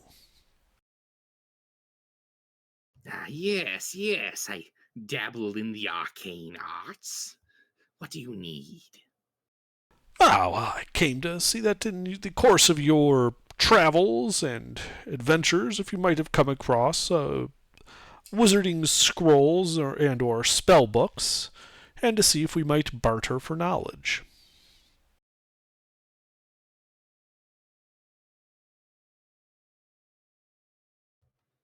Yes, I might have something for sale. Let's see. The cost under would be for a spell scroll of equivalent level, and he has access to, in terms of what he'd sell, enchantment spells of up to 5th level.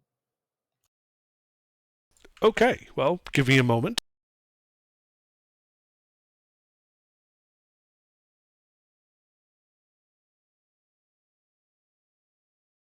One moment as we turn on our filters. Oh, I should clarify, these would be wizard spells.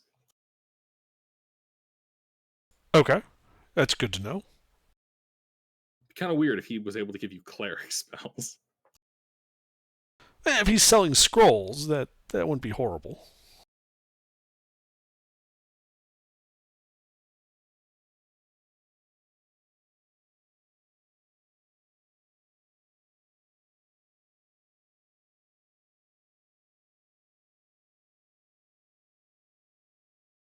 Well, there is in fact a just enchantment, you said?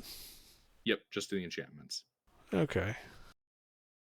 Well, there is in fact a couple of spells of enchantment that I think I would be interested in. And I do in fact have some spell scrolls that I would be willing to trade him.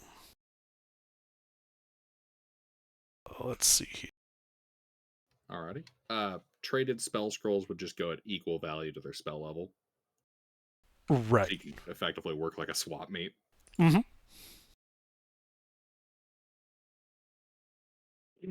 As is wizardly custom. As is wizardly custom, yes. Yeah, so I would end up trading him a scroll of... Do I actually... Hold on. Make sure I don't give away the store. That would be bad. Indeed. No, we won't do that. Yeah, so I will end up giving him 2 scrolls of sending. So that's a 3rd level spell.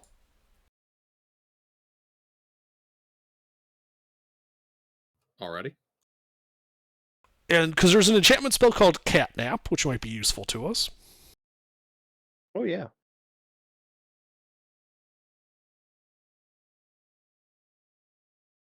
And the other was the 2nd level spell Suggestion. But I don't have any 2nd level scrolls made up, so I would just give him a 3rd one for the Suggestion scroll.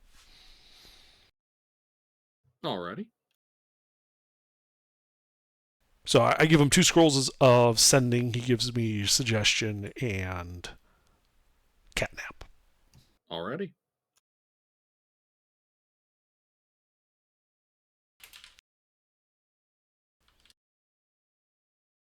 It was a pleasure to meet you.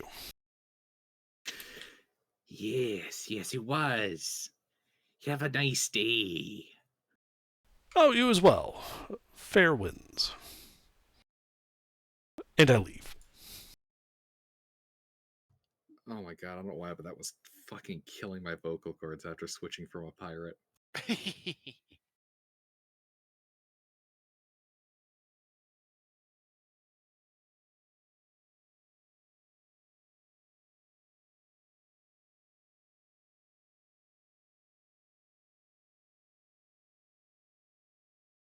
Alrighty.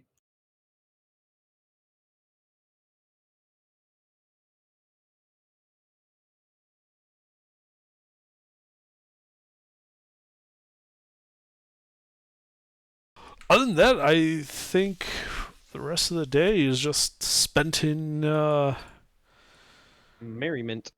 cavorting.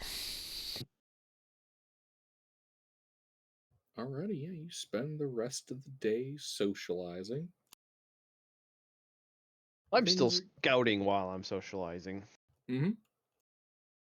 So you do eventually track down, while interacting, where they keep their treasure.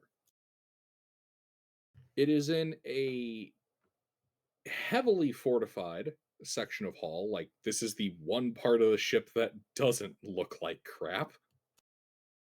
So this was actually built by somebody who knew what they were doing and not just cobbled together with what was available. Correct.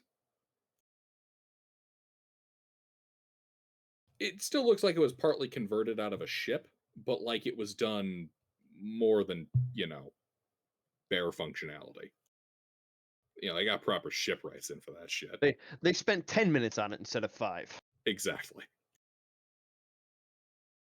Yep. Iron banded door, a pair of heavily armored dwarven guards, and above it is a title. Captain's Quarters. I see.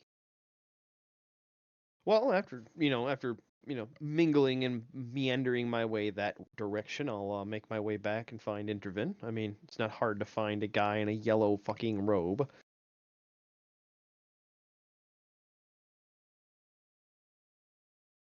Mm-hmm. I do stand out like that. And when I meet with Intervin, I'll be like, hey, we should see if we can get in a meeting with the captain. Pretty sure that's where all the good stuff is.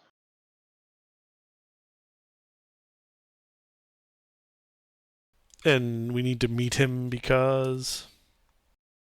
Well, to rob him, of course. Yes, I got that. Why do we need to meet the captain to rob him? Wouldn't it be easier to rob him when he's not there? That's a fair point. Well, the area's guarded, so it'd be easier to go in, lift a bit, and leave.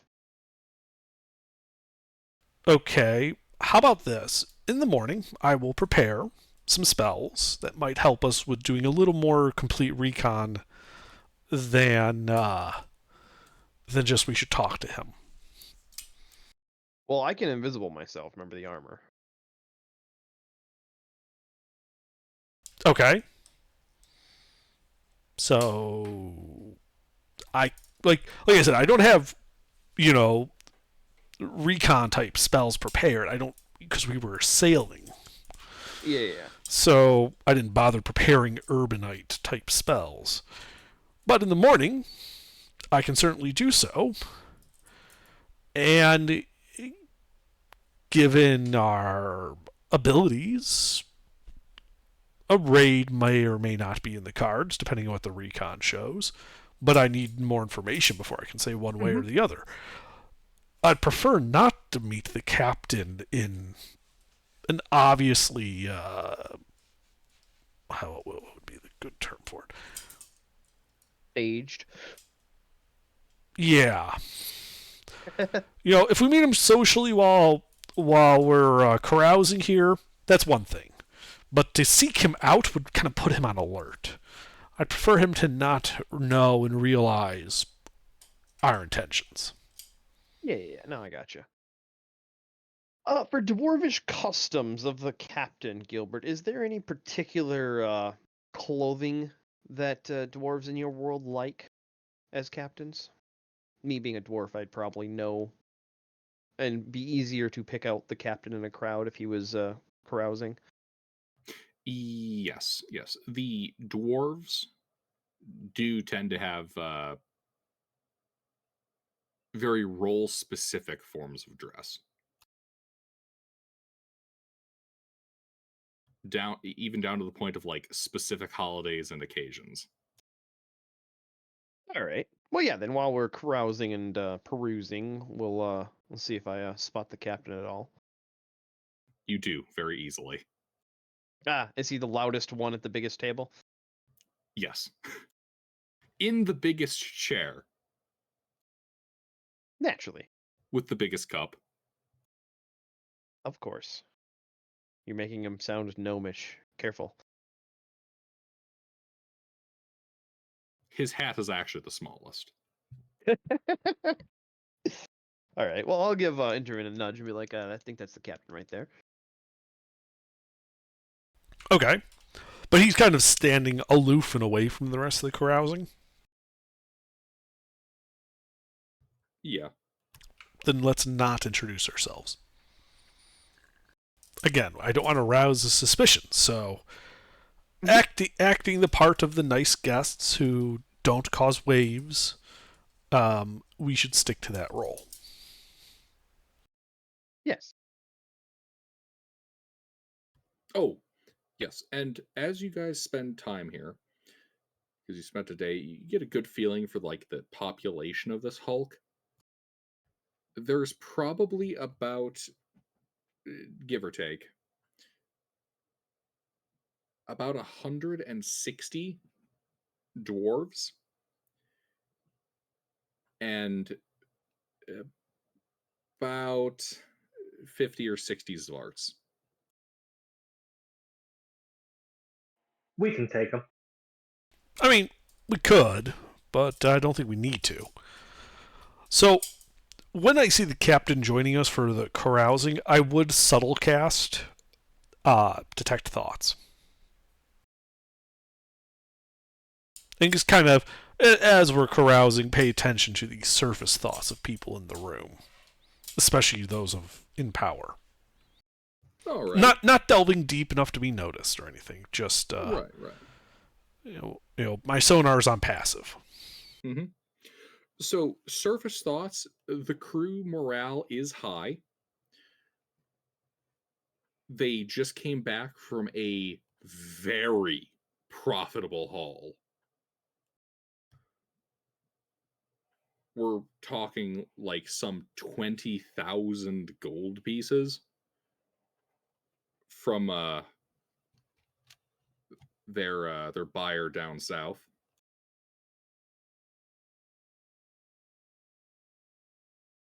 Got some other nice loot out of that outside of gold. That's mostly being kept for the captain, the veteran and high earners of the crew.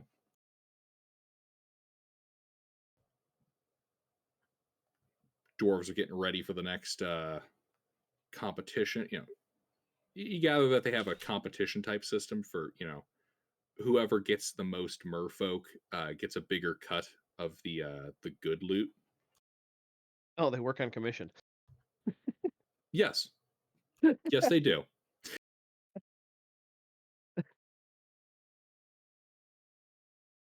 That sounds dwarvish enough to me. You do detect among some of them, though, a bit of concern with the lack of Sahuagin that they encountered on their way back to the area. They're used to, sailing back and forth, having to tussle with the shark men from time to time, and this time there was no tussle. It's quiet, too quiet.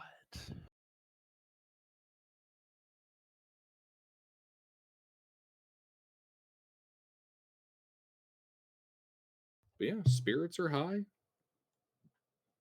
The treasure trove is filled currently.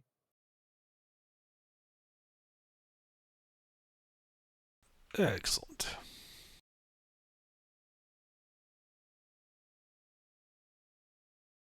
Do I get close enough to get the captain in range of this without arousing suspicions? Yes. Yeah, it's got like, what, 30 feet range? Mm-hmm. Oh, yeah. Yeah, you're able to get him in range. Okay. He is also in a good mood, very similar to the rest of the crew, although he is more on edge. Surface thoughts, he's kind of doing the motions right now. He's currently concerned about some business stuff going on.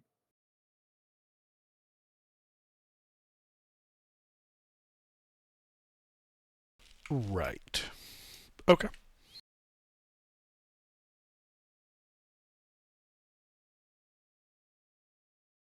And then I guess we would eventually head back to our ship to take a long rest once the carousing is finished.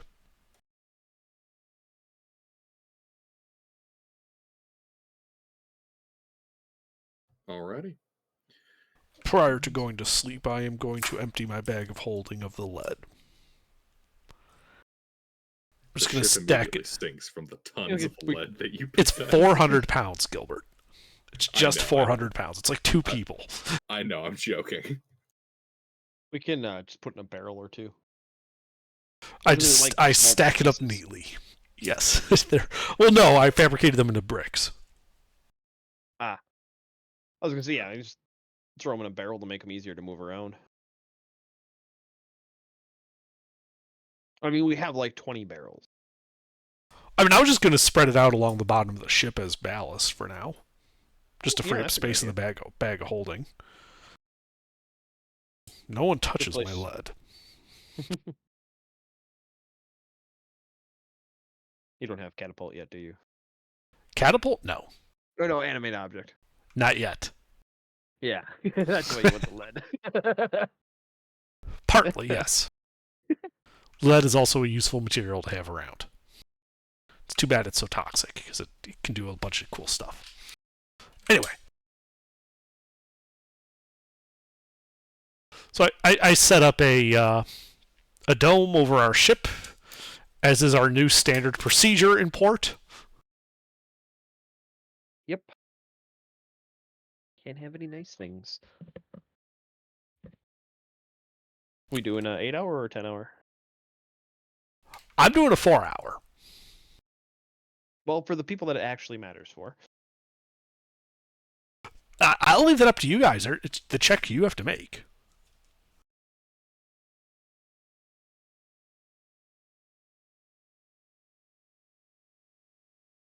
Well, we have enough people, especially if you're taking 2 watches. Which, in all technicality, if you only need 4 hours of rest, you can take 3. And then only 2 people need to make DC 4 checks.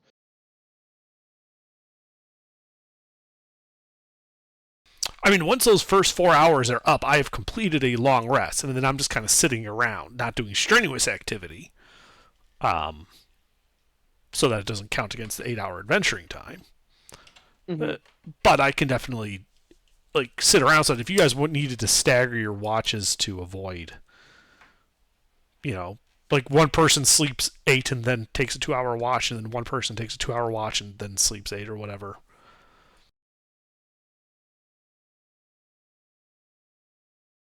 It's up to you how you want to lay it out.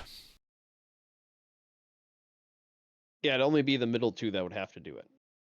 First watch would be fine.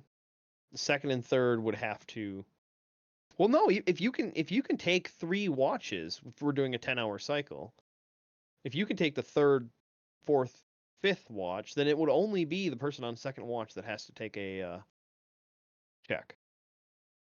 So I'll take 2nd watch, and then I just have to make a con save. The long rest will take 10 hours. Not that that really matters. Go to sleep an hour earlier, wake up an hour later. Or go Sure, to sleep we can 2 do that. hours earlier. I have no problem with that. So who wants to take first watch then? Fair duel the champion.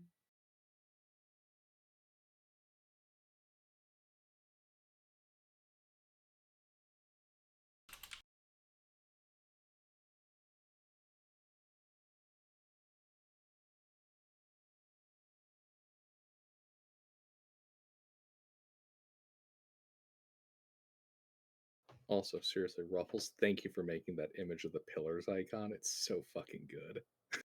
Thank you. All right, I Gilbert. do So art. that's our watch order while we're in dock. Alrighty.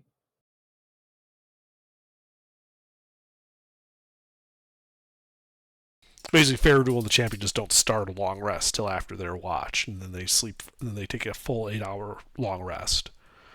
Yep. Rourke gets up partway through his for his 2nd watch, after which point my long rest is finished, so I can just stay up the rest of the 6 hours. Thus, only I actually have to make the check. Indeed. And it's a DC 8. 4. 8. I got 8 hours of sleep. Oh, that's right, you did. So it would be Yeah. DC 4. Yeah. So I can't fail it. So I can't fail it. Sure.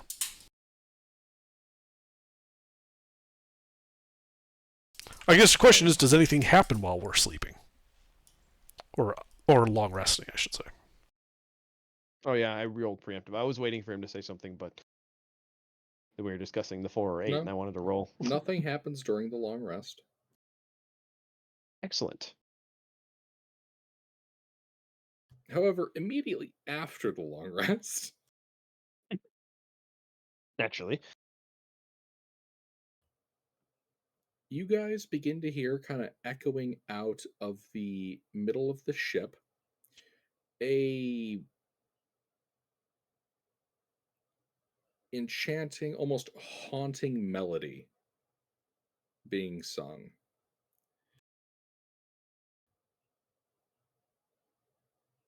And then you begin to hear the sounds of combat. So, just curious, did you go with the Pirates of the Caribbean merfolk?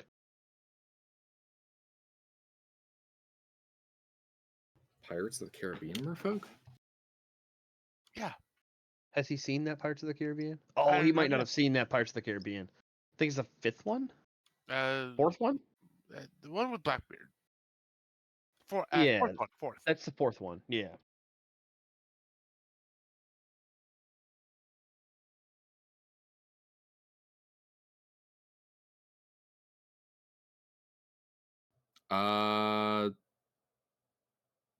These just look like your regular standard fair mermaid. Although I assume that they're evil. The merfolk in Pirates of the Caribbean are like super aggressive, combative, like kill on sight because they will kill you otherwise. No, not like that. Oh, okay. So merfolk are attacking the Hulk? Based on that melody, yeah. Are there any around our ship? You looking into the water? No, I'm casting Arcane Eye and having it look in the water. The Arcane Eye looks into the water. While signaling for our ship to, let's cut the ropes or not cut the ropes, but unfurl the ropes and kind of set ourselves apart from the Hulk. Indeed. You can see in the water a number of these blue-skinned merfolk, armed and armored with bits of coral and shells, swarming around the vessel, well, the Hulk, and going up into cracks and grooves. It looks like clusters of them are besieging the undersides of the Hulk's various halls, while a primary group is thrusting up directly into the fishing chamber. Okay. So it's fair to say that the dwarves are a little distracted at the moment. Yes. Okay. Oh. Now, Rourke did tell me where the treasure room is, correct? Yes. Can I direct the arcane eye to go to the treasure room? You going underneath or over top of the surface? Whichever's most direct.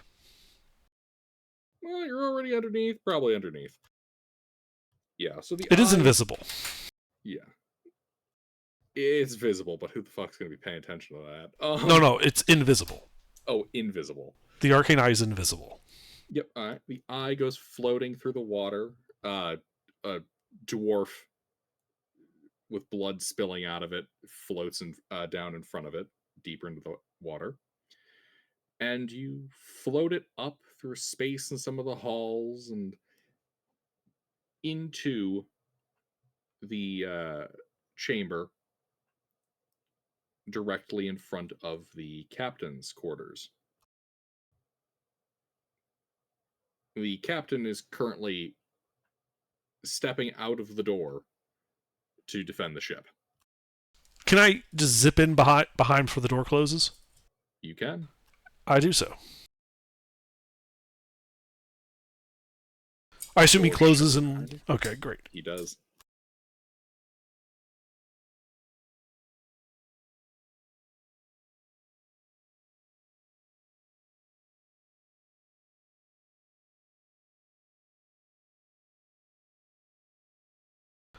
Well, gentlemen, the dwarves look a bit distracted, so I suggest a bit of an away mission. You see, I have an arcane eye in their treasure room, and I have it currently looking around to see if I can find where the treasure is, Gilbert. Mm-hmm. You see a very nicely appointed captain's cabin. Only the most luxurious and sumptuous of fabrics and pelts. If it could be made out of gold, it's made out of gold. Go. Very, very ostentatious in the extreme. As the eye kind of filters through, you can see past his cot, behind a locked grate of iron, is several treasure chests, all open, brimming with gold and gems. Can I bounce the arcane eye onto them to ensure that they are not, in fact, illusory? Doesn't that let you detect illusions? No, it has dark vision. Huh. But it doesn't have true sight. It's a micro drone. But it can only move through spaces 1 inch in diameter, so a solid barrier blocks it. So I bounce it off like the chests and the gold to make sure that they're physical objects. Yeah.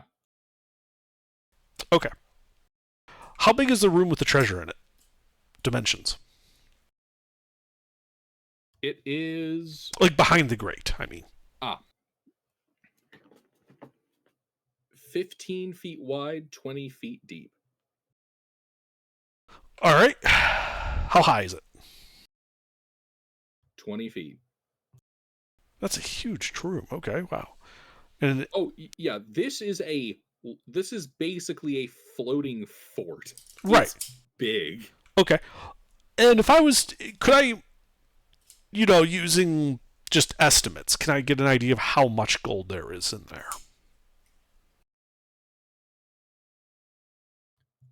In terms of just gold, you're thinking it's probably something like 20 to 30,000. Okay.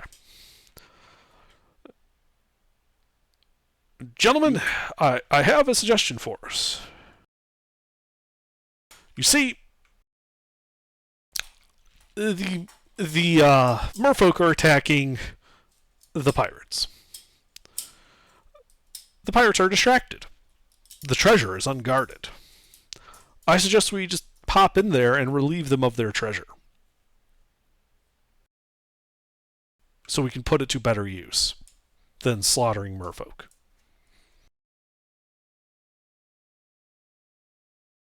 Who's with me? Oh, absolutely. I mean, I'm down.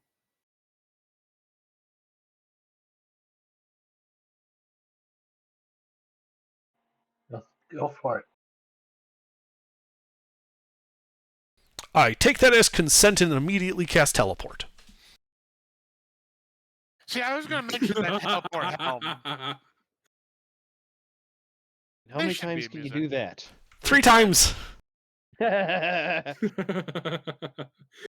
the problem is that you get to roll on the handy-dandy chart for it. Yes. So, very familiar is a place you have carefully studied, or a place you can see when you cast the spell, such as through Arcane Eye. And because this is not a proper Sea Hulk, it doesn't have weird bullshit going on. Their with it. Geller field is off. The Geller field is off. So it can be up to 8 willing creatures. So I took their assent when they said they're with me as, willingness, and I use that to power the spell. All right, give me that D100. Right in the middle. There was a part of me that was really hoping you'd fuck up. There was a 5% chance of a severe fuck up. But those are the risks you take. Those are the risks you take for gold. But that should be on target. What's a 100 on that table? I'm just curious. On target. 25 to 100 is on target for very familiar. So we should just appear like standing on top of a bunch of gold coins. Indeed. And then I pull out my now emptied bag of holding. All right, everyone, start shoving in all the treasure. Indeed. The sounds of combat roar around you. That melodic singing continues. Yep, and we begin dumping. So how long would it take us to just shovel all of the coinage, all of the treasure into the bag of holding? Up to the 500-pound limit. After that point, we got to carry it ourselves. How many gold pieces is 500 pounds of gold? 25,000. I already did the math. I was prepared. Of fucking course. So was I. So. And I have 3 extra backpacks with me. You guys begin pilfering the ever-loving shit out of this. It's gonna take probably 20 minutes. That's fine. Gather everything up. All right, we spent 20 minutes doing it. Yep. That accounts for all of the gold. Okay. Well, we just take all the treasure, like the whole room. We're taking everything. We're not even cataloging it. We're just putting it in containers to get it on our person. I know. I have 3 extra backpacks and 5 sacks. All right. Like we have cargo capacity. That's 25,000 of gold and, well, yeah, gold. Let's see here. There's another 2,500 in art objects. And another 2,000 in gemstones. Okay. You also find... Where the fuck did I put it?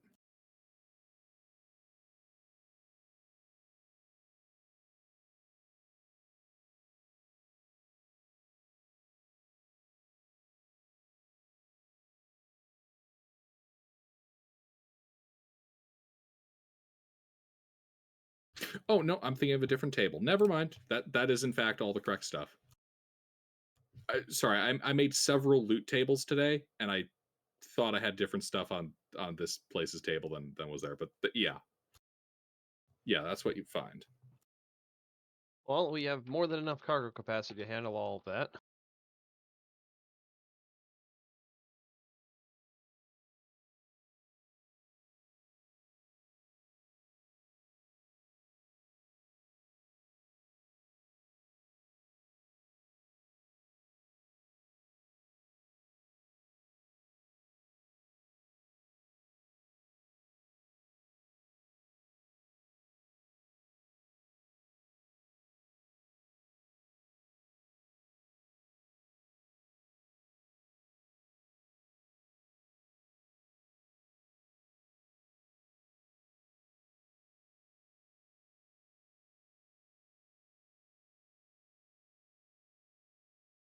you do at the end of this notice something else.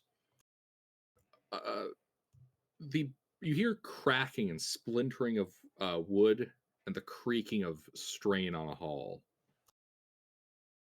Time to go. Yep. So we've got everything inside the room. It's all packed away.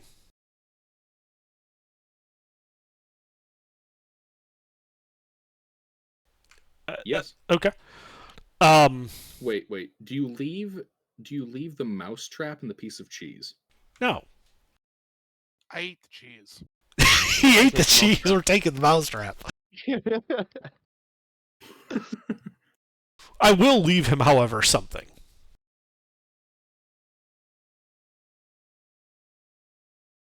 As I use illusory script to write a message on the floor right before we teleport.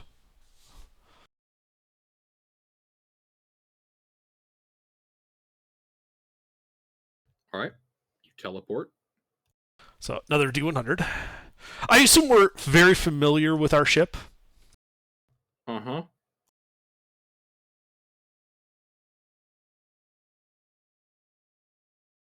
Oh, no. Oh. Well, that is a similar area. So we end up in a different area that's visually or thematically similar to the target area. So, for example, if we were heading to our home laboratory, you might wind up in another wizard's laboratory or an alchemical supply shop. Generally, you appear in the closest similar space, but since the spell has no range limit, you could conceivably end up anywhere on the plane. Oh, joy. Oops. Shenanigans. Oh, yes.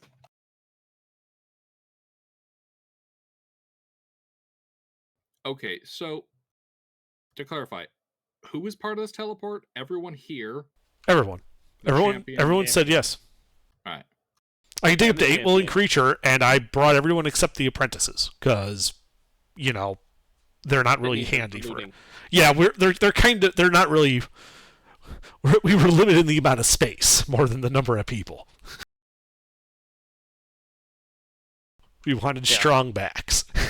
I was gonna say, yeah, with Faradul and Feo, we had more than enough, and the champion. I mean, we could have yeah. hauled all of that with just them. We wouldn't even need the bag of holding. All right. Underdark, Gold is in the bag of holding. Yes. roll me a D100.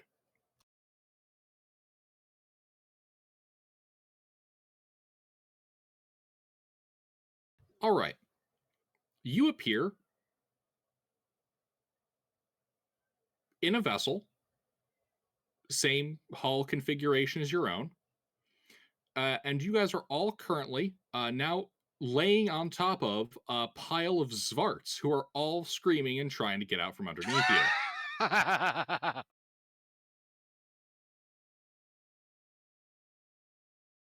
Remind me again, because I actually I don't cast think I teleport know. again. Yeah.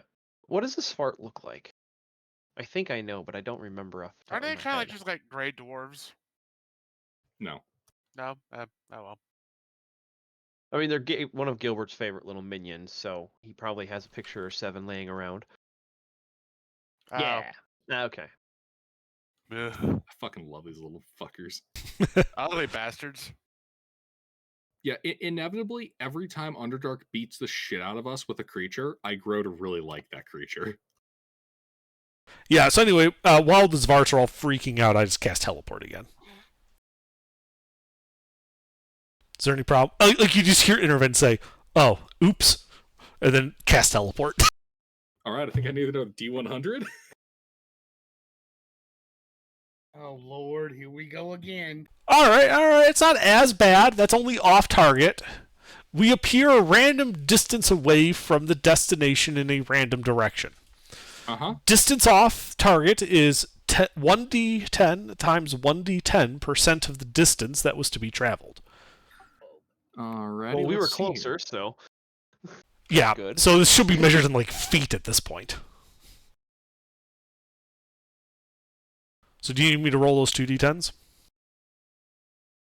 Yeah. Yep, roll just like that formula. 2d10. What is it? D10 times D10? 2d10 times 2d10?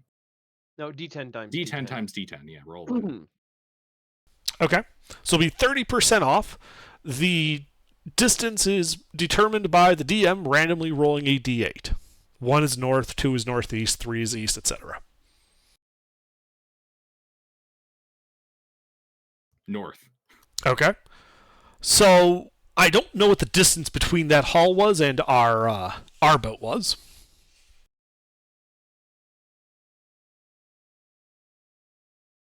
All right. So 30 degrees. Percent. Oh, sorry, 30% to the north. So basically, like if it, the distance 100 between where we were and our ship times 0.3, that's how far north of our ship we land. So if it's 100 feet that we were traveling, we would be 30 feet north of our ship.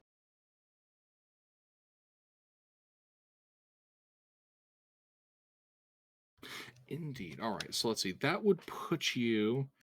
My apologies. I have a very rough sketch of this abomination. That puts you on top, or I should say inside of one of the perimeter battlements. Would You can Rourke be see- familiar with the You can directions to our ship see from here? through the opening where the ballista is placed, your vessel. How far? How big's the ballista? It's like one of the smaller ones. Let's see. Distance would be.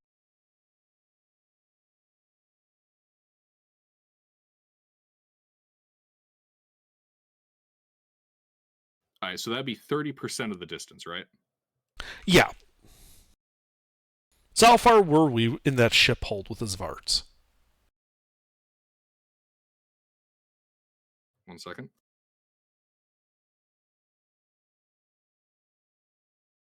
Okay. So you're not one of the battlements close to your ship per se. But you're kind of looking over there. You can see your ship. It's about 168 feet away.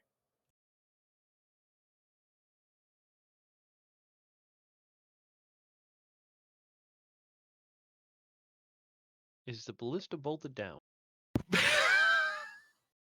Yes. Better question: is there anybody else in here with us? There is. Hi. Oh, he's dead. Oh. No, I lose corpse. He's bleeding out of his ears, eyes, and nose. Yeah, that's not good. Yeah. No. Mm-mm. I loot his corpse. Wait, what? He's All right. dead? Can I check and see how he died? A medicine check? Yeah, sure. Hold on a second.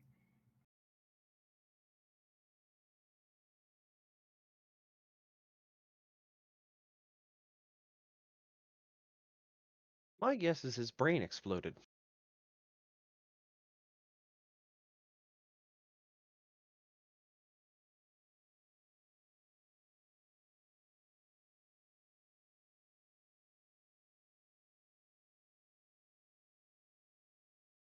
Yeah. So.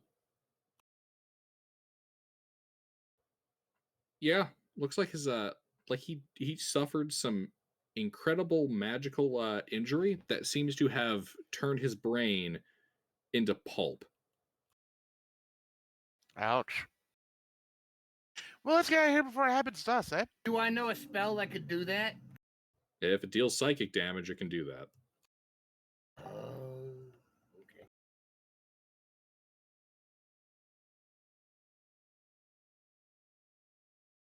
All right. So Rourke did a pretty thorough scouting. He spent a good amount of time. Would he be familiar with this area and how to get back to our ship?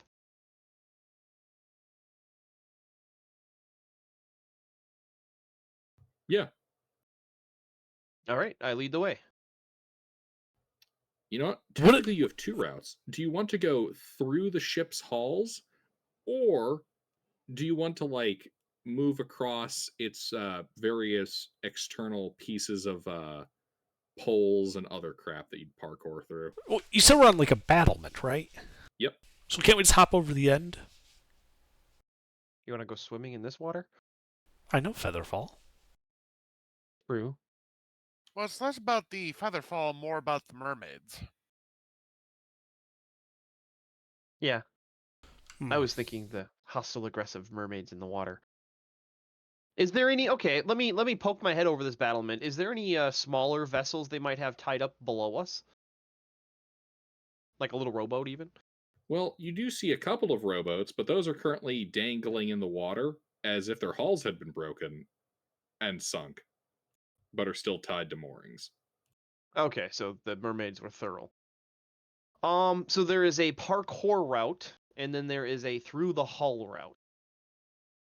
Best my memory serves, the through the hull route, is there a way we can stay along the edge to avoid the obvious central fighting of the merfolk and dwarves? Yeah, there's several hulls. The central chamber is not like directly exposed. Okay. Yeah, then I'll start, leading everybody along the battlements and through the hull area. I don't think parkour is No, that'd be a bad idea.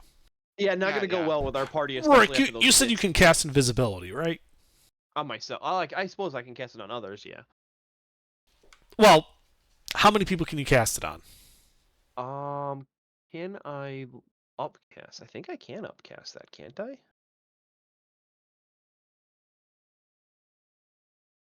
If you have a third level spell slot, you should be able to.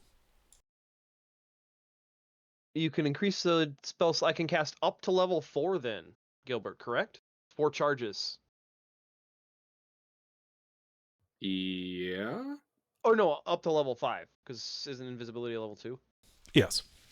I have 4 charges, and for 1 charge I can cast invisibility as its base. For an additional charge, I can upcast.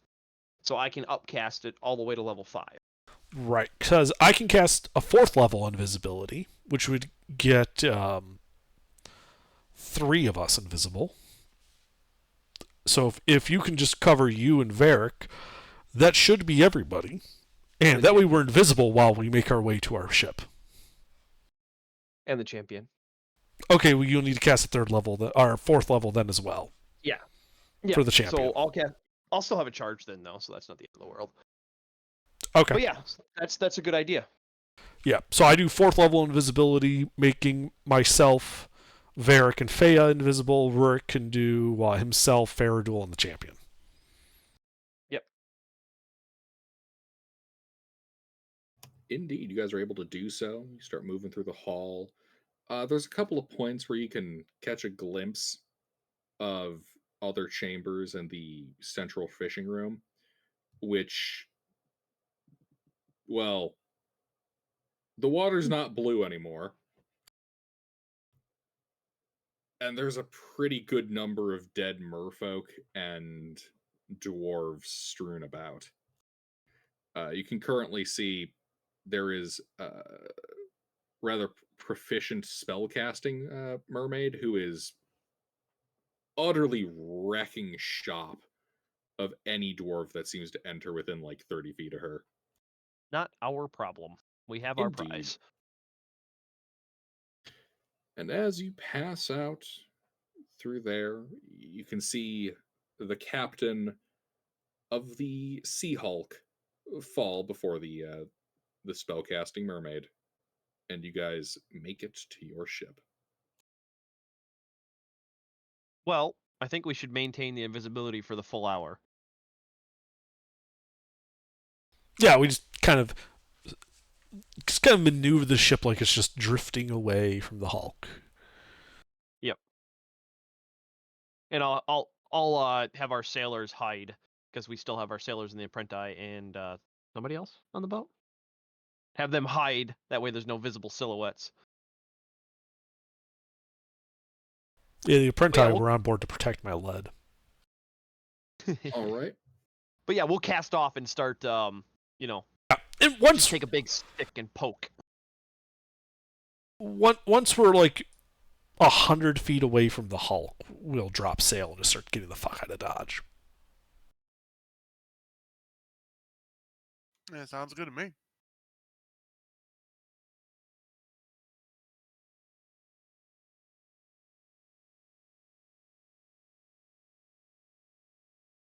Indeed. You guys start sailing off. You can see in the distance a number of merfolk kind of breach the surface and look in your direction. One of them is holding a spyglass.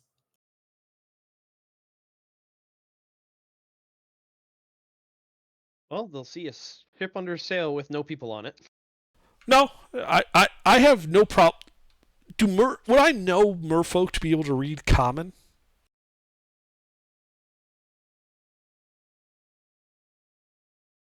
Give me a history check.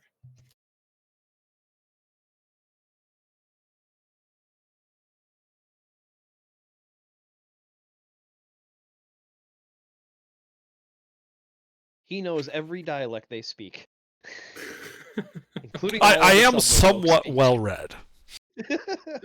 Indeed, you were apparently for whatever reason, yeah, you're really knowledgeable about merfolk. Languages. How that happened.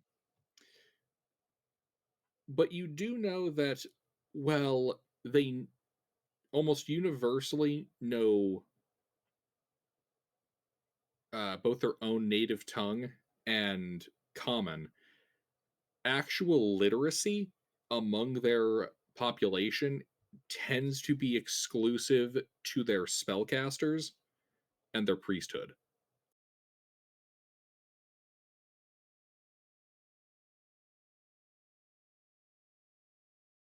Okay. But they do know common. Well, just on the off chance that he's one of those guys that's literate, I'm going to cast Silent Image above our ship. It's a 15-foot cube, an illusion. In this case, it's just a 15 by 15 plane with text on it, glowing in the sky.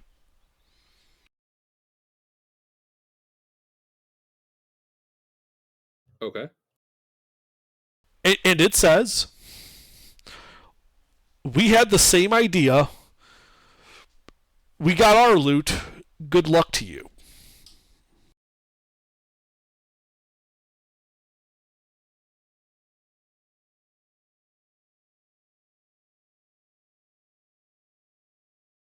You have no idea if they know what it says. Nope. But it also means I have no idea if they're going to be able to read that illusory script message I left in the treasure room. Because that was more directed at the captain, assuming he would find it at some point. Yeah, he's kind of dead now. Yeah. Which is a shame, because the message read, Zeb Smokeblower invites you to his open house party adventure at island coordinates.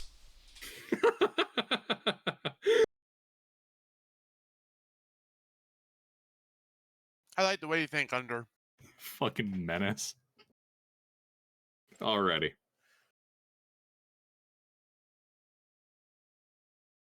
But yeah, you guys make off with a substantial booty. Having bypassed like every single risk with that entire dungeon.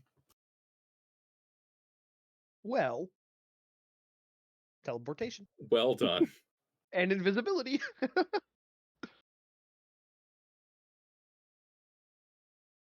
You're a mean one, Mr. Grinch. Yeah. I'm going to start looking through these 2,000 gold pieces worth of gems. Are there any diamonds? Yes. How much and how many? Each one of them is 300.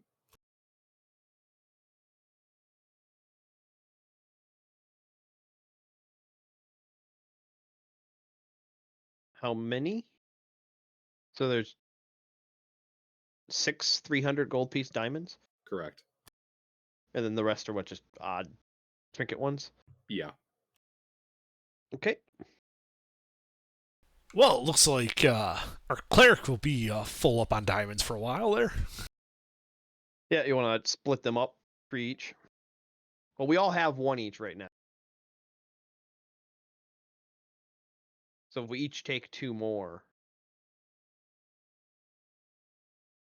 Sure. Did you get that, Barrick? Mister? Yeah, I got it. A bunch of diamonds. Yeah.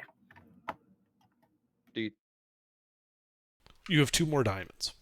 Okay. 2 more revivified diamonds. So that means I have 5 total. Yay!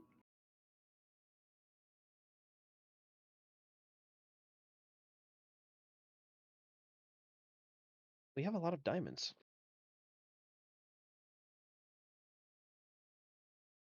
Indeed. Why might the DM be providing you with such plentiful loot?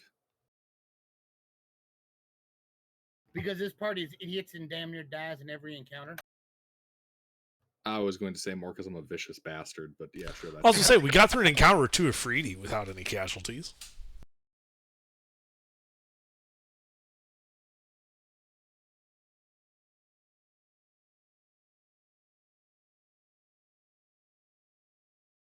There happen to be any fire opal in the gemstones?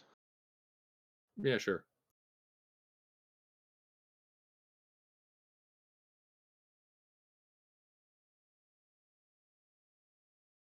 Right, well, I guess we continue on our way towards Urkaresh.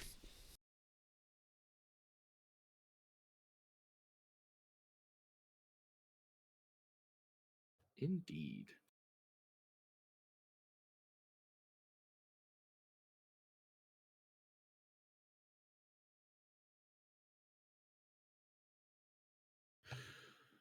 All right, so night falls. You guys set any more watches on this travel? Yes. I mean, effectively, since I only take 4-hour rests, watches 3 and 4 plus are always covered by me. And if we do the same, somebody takes first watch, I take second watch, I can't fail that con save. I have a +3. I mean, I see no reason why to change the watch order. I mean, we're good. Yeah. How many days pass?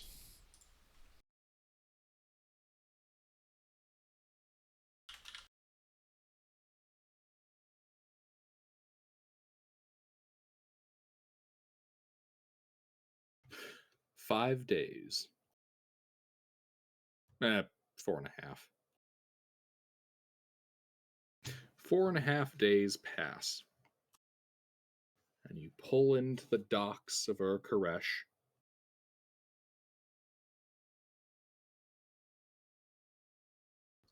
And the docks are a bit less busy. Oh, that's not good. Is there smoke on the horizon? No. Okay, that's not as horrible.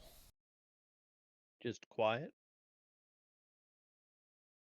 Yeah, just more quiet than the docks of Urkaresh usually are. Okay. Well, I guess I need some perspective. How busy are they normally in terms of like number of sails? Like how many ships are normally here and how many ships are here? So normally we're looking at probably of varying hull types, couple Yeah. hundred ships. Currently, you still see all the same number of ships, just like the actual activity is down. Oh. Less population moving around. Gotcha. Correct.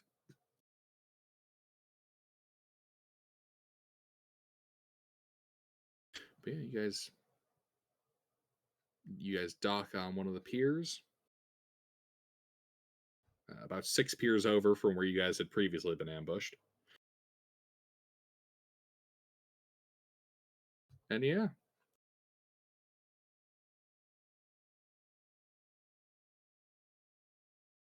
Head into the city.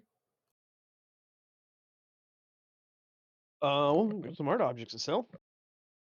Yeah. I mean, I would have replaced the lead back in my bag of holding, given the gold to the Rook for the party loot stuff. Yep. Should look at getting some strong boxes on the wagon and the ship to separate some of that out now. Well, we have plenty of gold to outfit the to do that. Yeah. That's actually not a bad idea. Speaking of outfit, we should maybe even consider upgrading.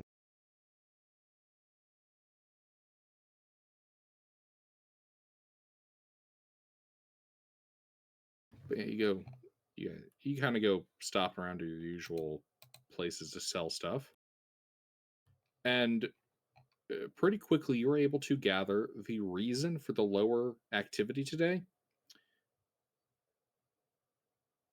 is they're pulling up levies. Oh boy. To war.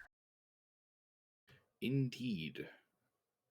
The War Master Droom is gathering his levies and his hosts and preparing to march north on Erlashala.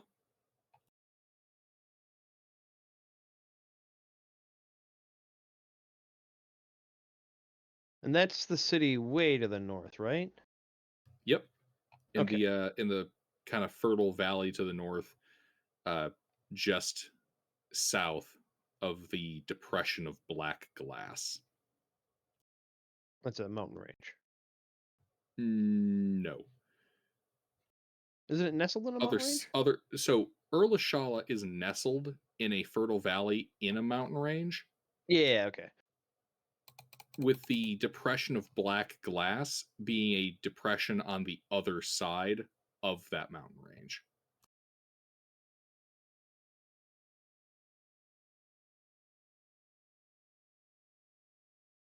All right. Really no more than like a day and a half's travel from the valley itself.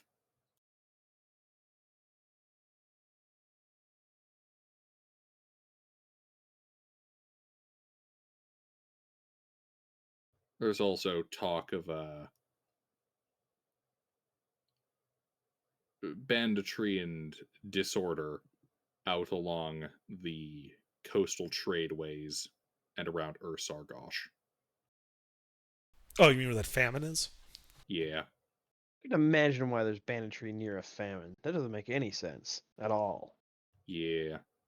The population of Urkaresh is rather on edge.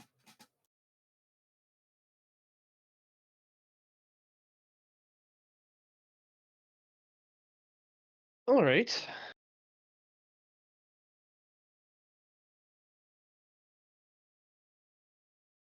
Well, I'm going to sell all the gems except for the fire opal, so whatever gold value you want that fire opal to be. Out of 200. You can pick whatever you want it to be. 25. All right. Yeah, sell that off. And then the gold for the art objects. Do you need spell stuff, Intervin? Yeah, I could do it. You want About all 600 2000? gold. About 600 You gold just pieces worth. You want all the art object? 2,500 stockpile. Yeah, it's probably not a bad idea. Especially if they're going to war, it's probably going to become a short supply soon. So yeah, you just 2,500. We'll just sell the art object and buy spell scribe stuff for you. Okay. And then we also have a fuck ton more if you wanted to get another pile. How much gold do we have total? 40,000. So we could just buy a bigger boat. That's what I was saying. Like, let's upgrade armor, and then we'll set out. Because we could sell this boat.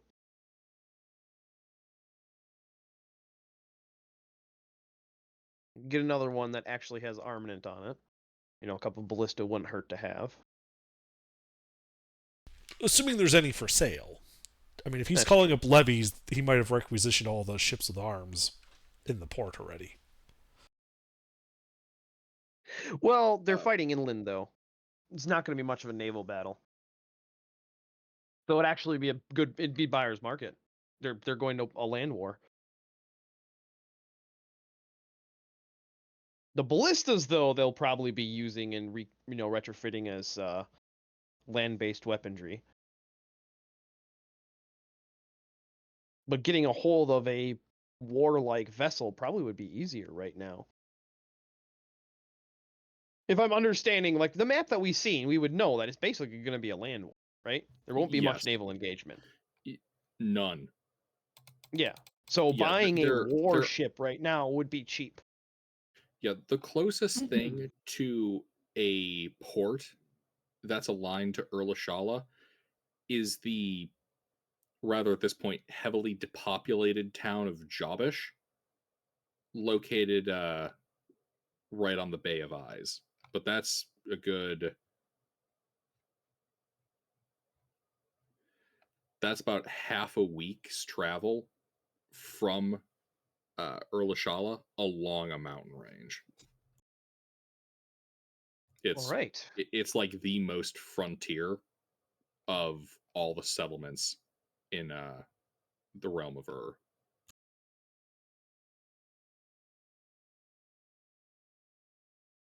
Well, we look for the flailing arms inflatable flailing guy.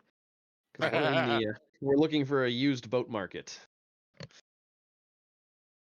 Didn't Varric have something he wanted to do in town? Just don't get the extended warranty. Oh yeah, Varric does have something he wants to do in town.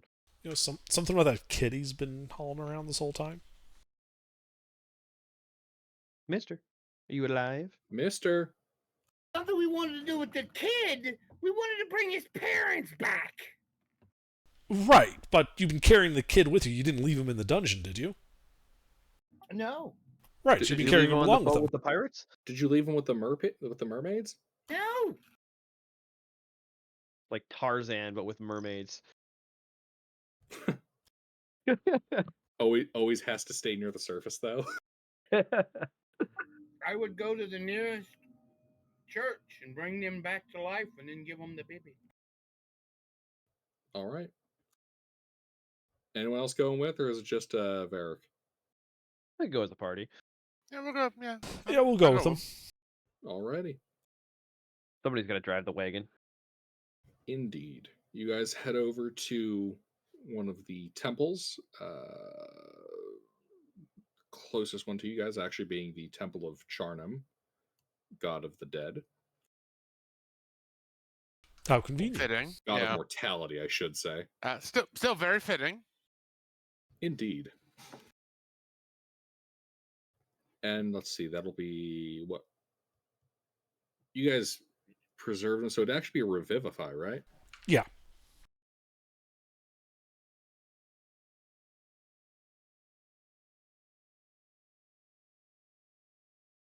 Hey, we can even provide the diamonds.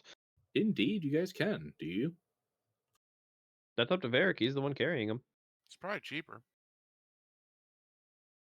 I got 2 of them.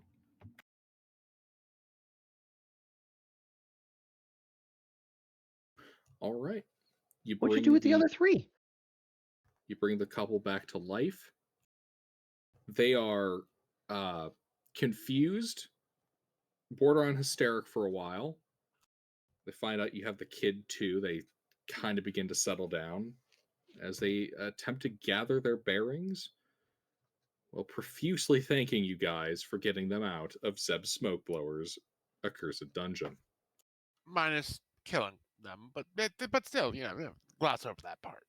You know, they're alive, they have their kid, and they're not in Zeb Smokeblowers' dungeon. You know, getting murdered,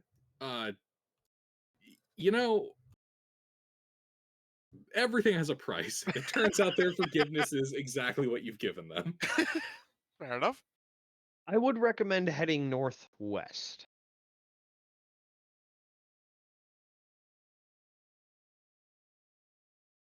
You give them the rundown, what's going on? I mean, the cliff notes. Just enough information that they know going east is bad idea.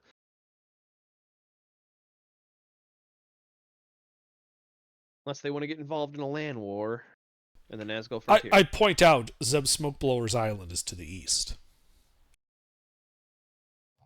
West it is.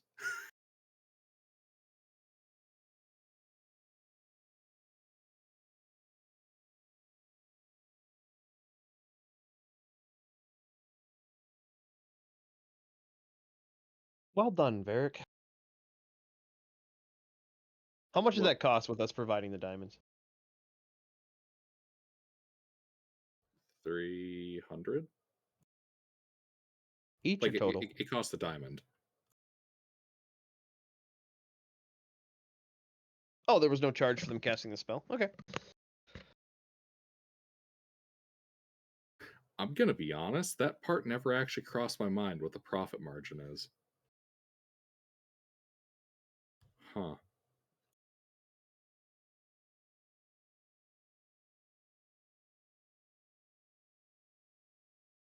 Yeah. All right. It's easier for me to keep track of it if it's just like flat covering costs. No, that's fine. I was just waiting for that number so I could subtract it from the party funds. Yep. Well, it came out of the diamonds that you guys provided. It's all good. There we go. Problem solved. Yep. I mean, that Cool. still leaves Varric with 3, so.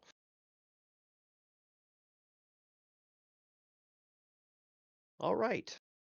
Time to find the Harbor Master.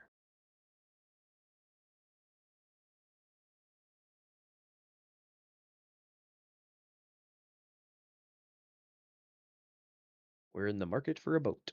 Indeed. You guys go to see the Harbor Master.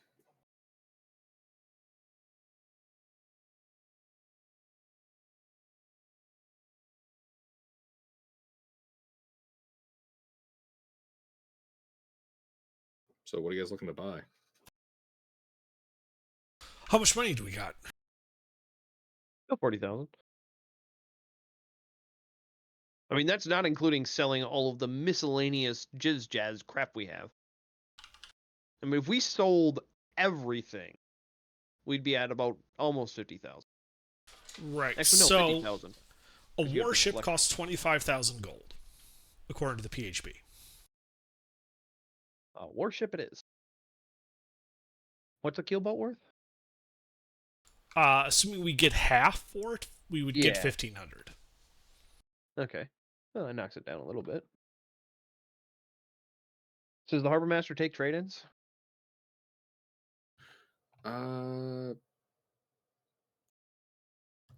Sell them one vessel to help cover part of the cost? Yeah. Yeah.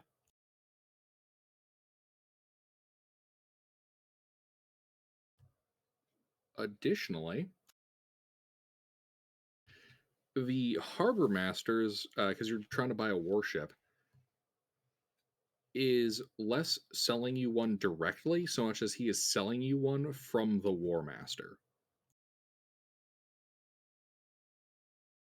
It's a land war, and he needs money. Okay. So, does that come with a discount then? No. He really needs to sell it.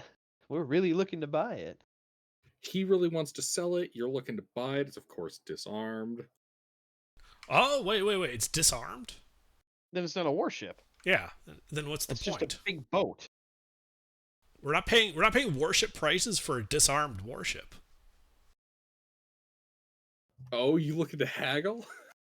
Yeah, it includes armament, or we buy a different ship. That's the haggle. The Harbor Master takes Abacus, runs some of his numbers.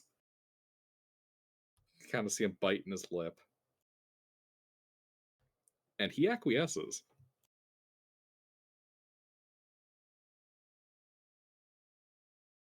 He will sell you a warship with arms still on it. Excellent. Deal. And also that you don't start telling people that you purchased it with arms from him.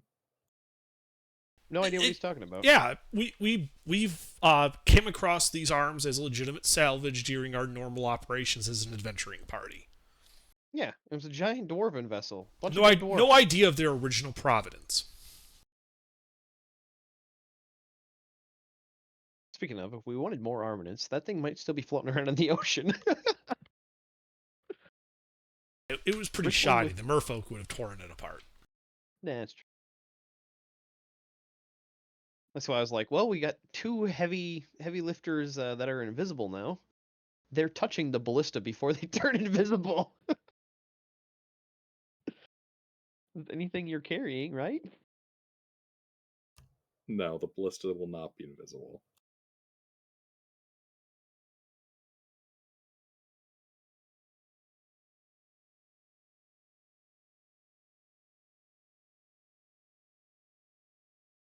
I know. I just thought it was a funny idea.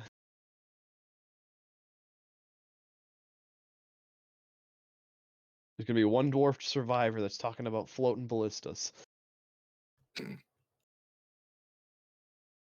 All right, so is it 22,000 or 25,000? That's the PHP price. I don't know if Gilbert's modifying it. Oh no, it's PHP price. All right. And the So sell the capacity Keelbolt? for people is you would need 40 crew to run that thing. That might be a slight issue. Why do you think that? The levy. Exactly. Ah. Draft dodgers. Yeah, exactly. Skilled sailors who want to get out of Dodge. And hey, look, there's a ship being run by adventurers. You know that they're not beholden to the government. Is about to leave and looking for people. Perfect recruiting opportunity. I bet we don't even have to pay them. They'll just hop on our ship just because, we're not going to risk our huge investment unnecessarily. So it's probably safer to be on our ship than in a war. Let's go perusing then. See if we can't get ourselves some draft dodgers. We can bring the champion along as our ratings. Yeah, our spokesperson. Yeah, exactly. No, he's like the infomercial talk. While you guys are doing that, I'm going to be on our new ship with the apprentices, securing the vessel. Actually, yeah. That would. Well, because I have that lead, right? So I can use fabricate to turn it into thin sheets that I use to coat internal compartments of the ship. Oh, clever. So and anti-magic field. Yeah, so basically we can create compartments that are shielded against magic. What? Oh my god, yes. You gave me 400 pounds of lead. Fabricate, I can use it to change its shape. I can make thin sheets. I can make lead-coated rooms. Fucking stealth warship.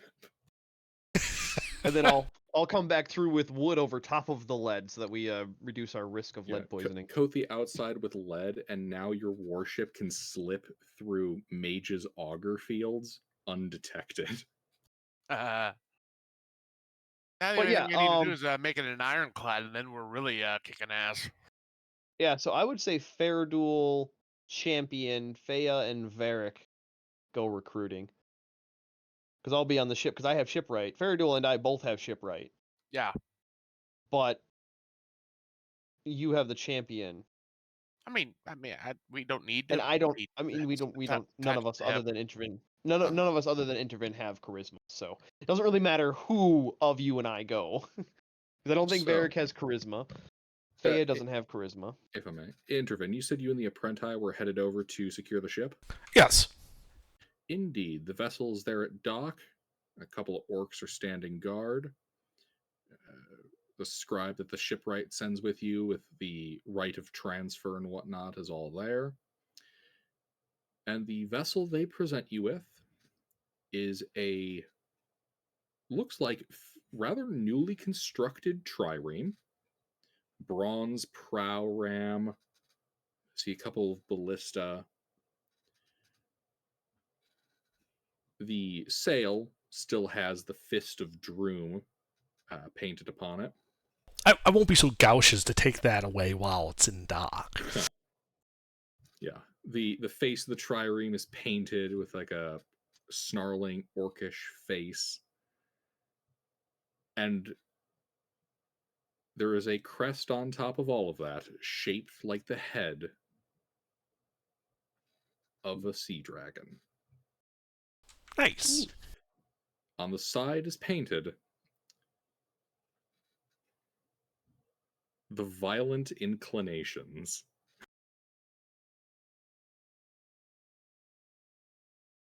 Oh, we'll have to change that. We're not violent at all. Yeah, I do not like the name of the ship. I've been waiting forever. I had this ship ready months ago. Like you knew the party was going to buy a warship or something? Yes. I prepared for just such an eventuality, and I named it in opposition to the peaceful intentions, the violent inclinations. As I said, I won't be so gauche as to start like refitting like the decorations of the ship right in front of the people I just bought it from. That's just asking for trouble with them.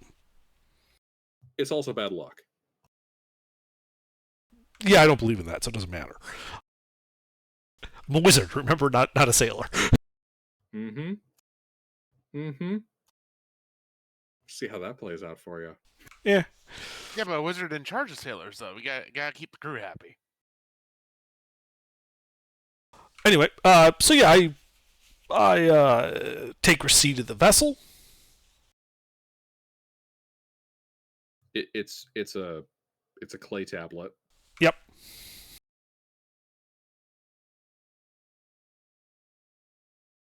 How are the dimensions the ones listed in Ghost of Saltmarsh? 100 by 20? Yes. Okay.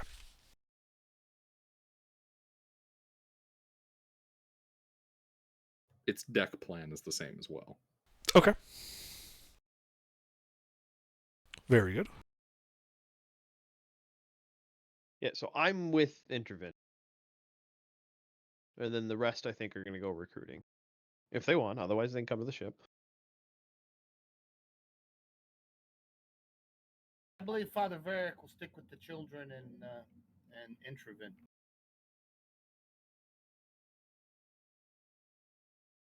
You don't want to go save souls from a war?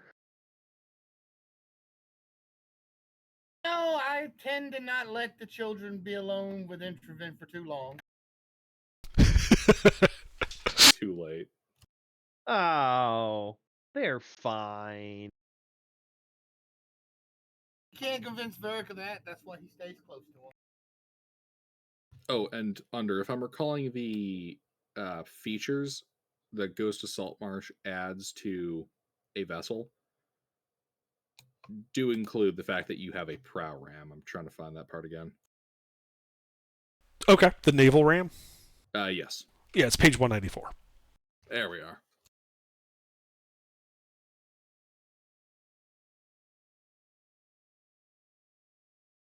All right. Right.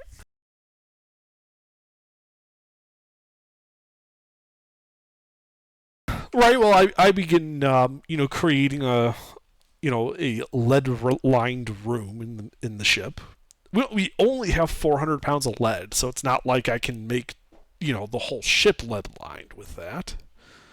But I can at least make a decent compartment that we can store magic items in that won't be easily detected. What page did you say that was under? 194.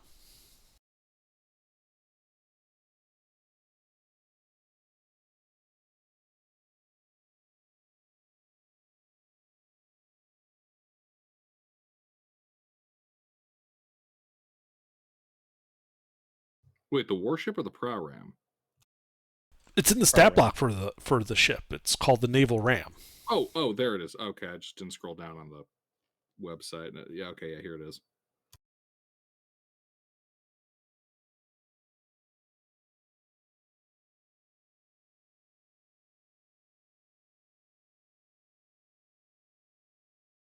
Alrighty.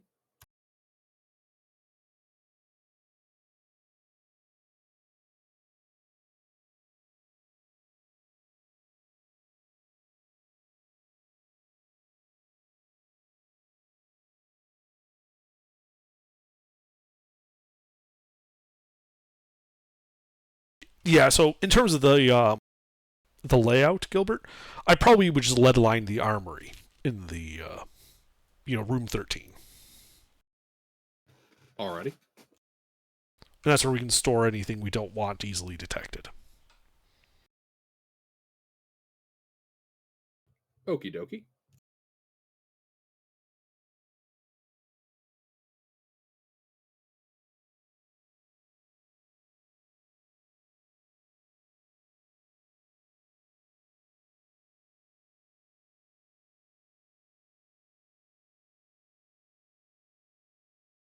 But that probably takes, a couple of hours. It's I can get 3 castings of Fabricate done in about an hour and a half.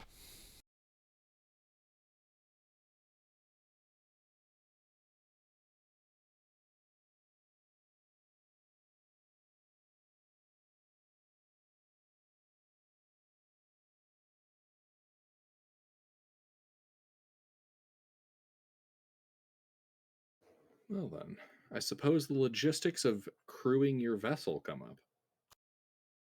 Well, that be where we be recruiting. So let me ask you this.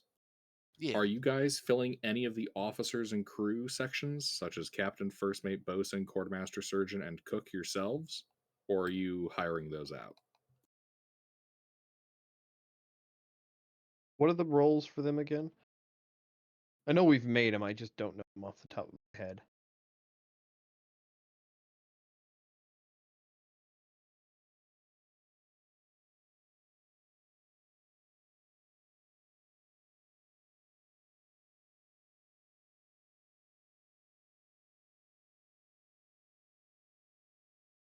Um,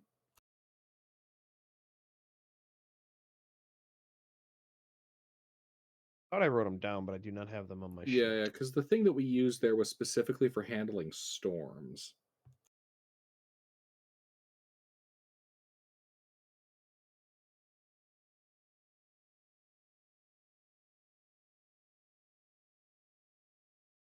All right, so captain's job, issue orders. Best ones benefit from a high intelligence and charisma score, as well as proficiency with water vehicles, intimidation, and persuasion. First mate focuses on crew morale, providing supervision, encouragement, and discipline. Benefits from charisma, intimidation, and persuasion. Bosun looks like carpenter's tools, kind of maintaining the ship on a technical level. Quartermaster, navigator's tools, nature stuff. Surgeon, herbalism, kit, and medicine. They do what you think they do. And the Well, that's cook, Varric. yeah.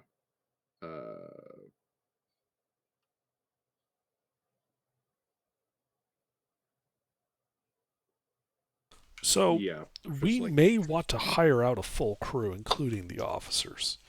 Because when we go ashore as a party, we will not be on the ship to help defend it. Which means that we're basically going to be leaving them officerless if we fill these roles ourselves. That is true.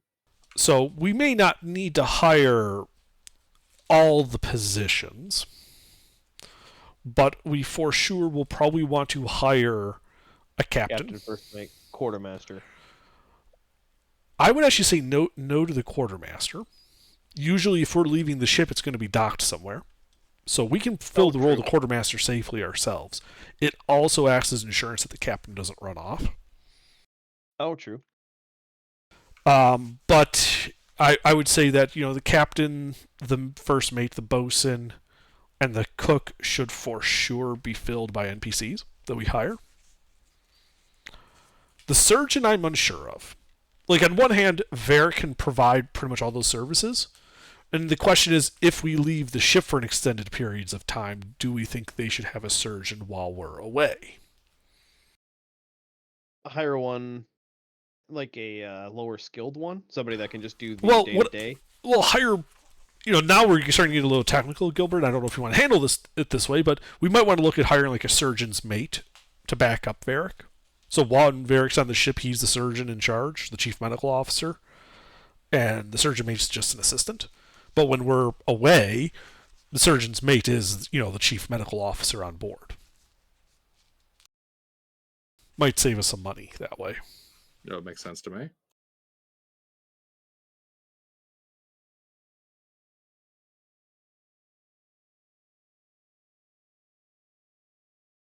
The issue is while we might be able to get an initial crew basically on the cheap because of the draft, And these are skilled positions that people probably don't want to go fight a land war while having these positions themselves. The issue comes up of how to pay them in a long-term basis. How much gold do we have left after buying the ship, Rourke? 17,000. So we're good on stockpile. Like we would be able to pay them for over a year with that alone.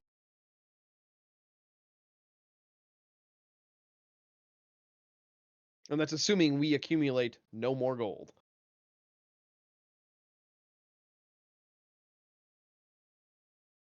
That is a good point.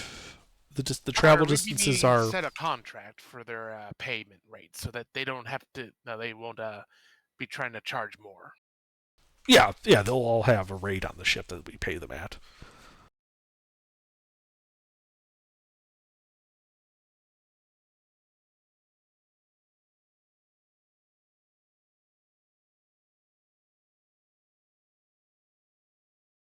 So assuming the skilled and unskilled.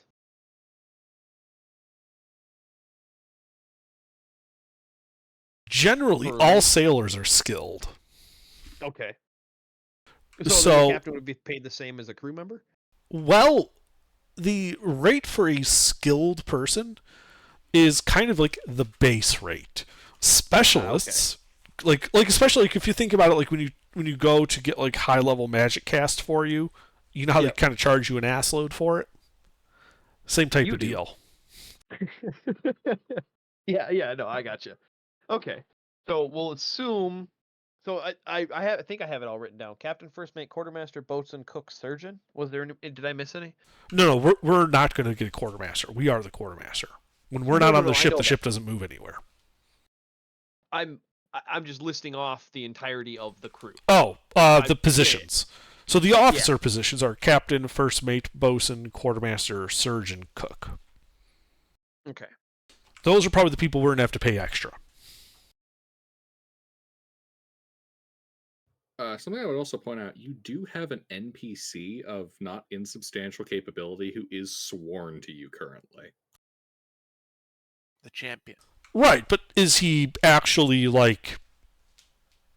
Yeah, but he's still good in a fight. I'd rather hire crew and bring him into the battle with us.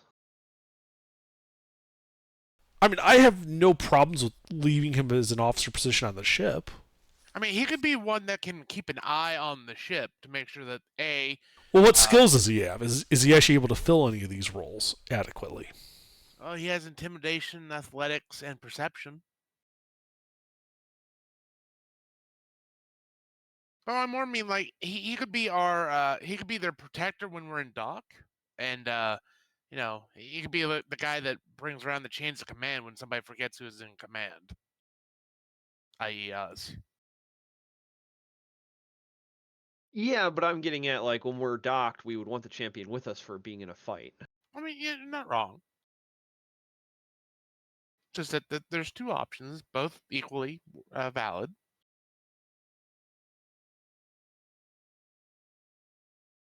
I mean, it just means we have to make sure that everyone knows that when we're on the away missions, we're taking the purse of the ship with us. Yeah. So if they steal the ship, they may have the ship, but they have no money. If they want to get paid, they have to wait for us to come back. Like ensuring their loyalty becomes the hard part. Well, yeah. Now, under something to also keep in mind, if you put a teleportation circle on there, we can always just kind of show up. Yes, but that's a 5th level spell. I don't have that yet. Well, yet. Could we get that here at the port? Probably not.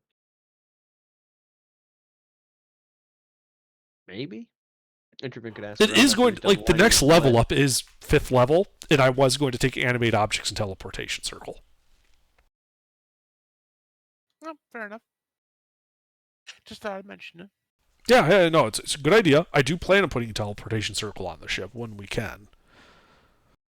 But I would prefer to do it myself, because that way we're the only ones who know the rune sequence for it. Yep, point. We don't want people randomly popping in on our ship. Hey, how's it going? Long time no see. What up? So, This funny is Zeb story. Smoke Blower. I'm here to blow you up. Yeah, funny story. I was drunk and was trying to teleport to my girlfriend's house.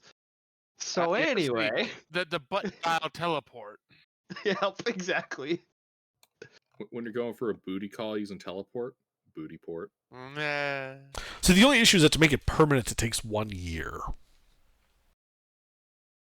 Of casting it every day. of once a day casting it at the same location.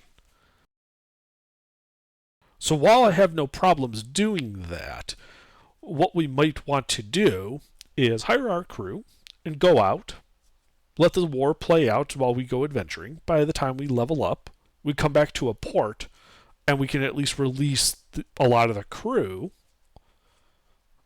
Any who don't want to stay after they've Yeah. either earned their loyal or hate us. Well, One of the we two. could make them an offer type thing. Like, we can sit in here where officers get half pay while we're in dock, and crew get, a couple of silver instead of a couple of gold. And it's up to them if they want to stay on or not while we're docked in port probably for a year.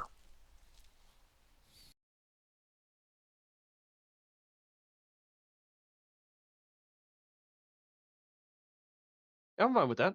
The biggest thing is going to be the hiring.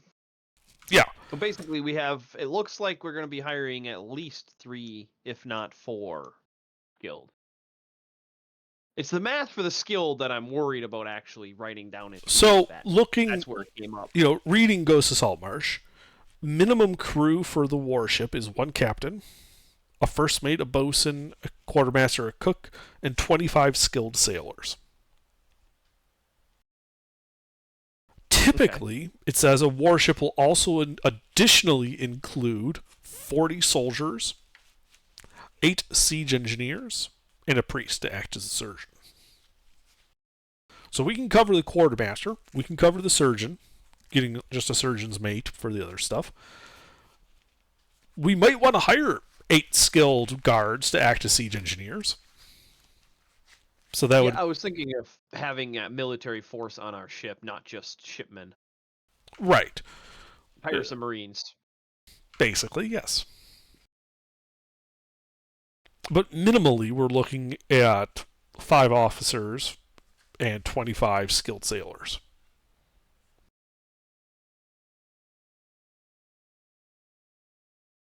That's for a minimum crew of the ship.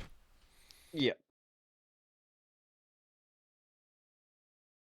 Because what I'm thinking is, you have that brother issue off to the northeast, away from where the fighting is. So it might be time to crew the ship and then head out there, let the war blow over, and then come back.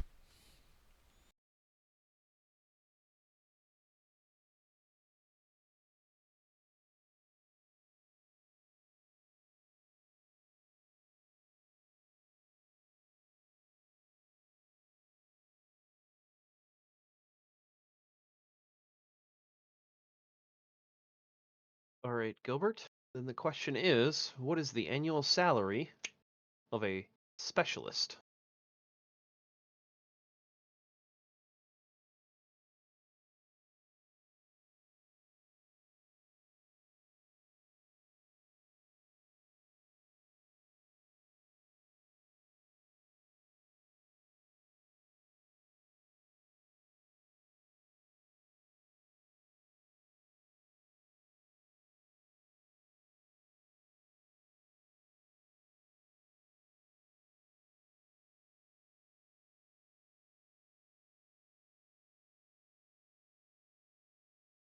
Bear with me. It's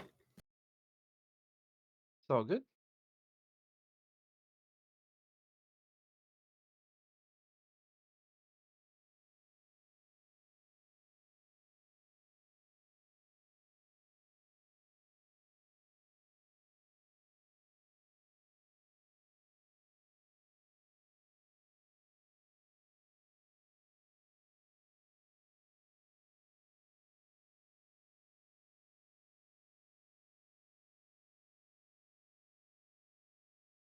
Oh, that's right. He has 400 a year. Shit. That changes things.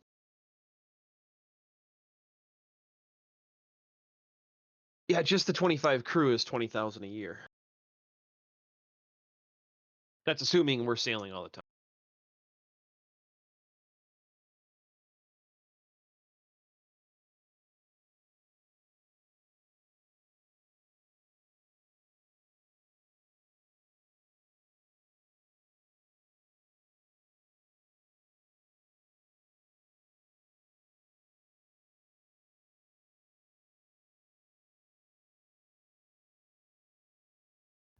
Under, I could actually use your help with some of this.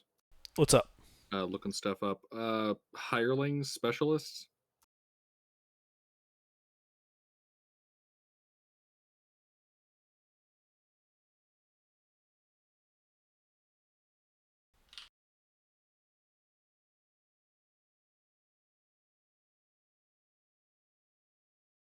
If I recall, it is in the PHP somewhere.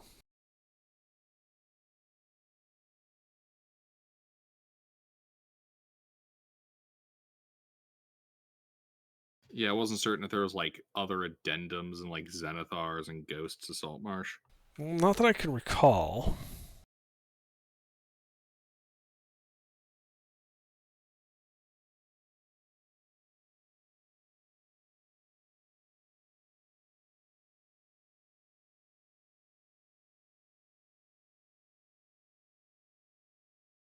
PHP 159 is where the hire skilled hireling. I fucking love how Ghost of Saltmarsh goes, okay, look at the DMG, and the DMG goes, haha, look at the player's handbook. Fucking nerd.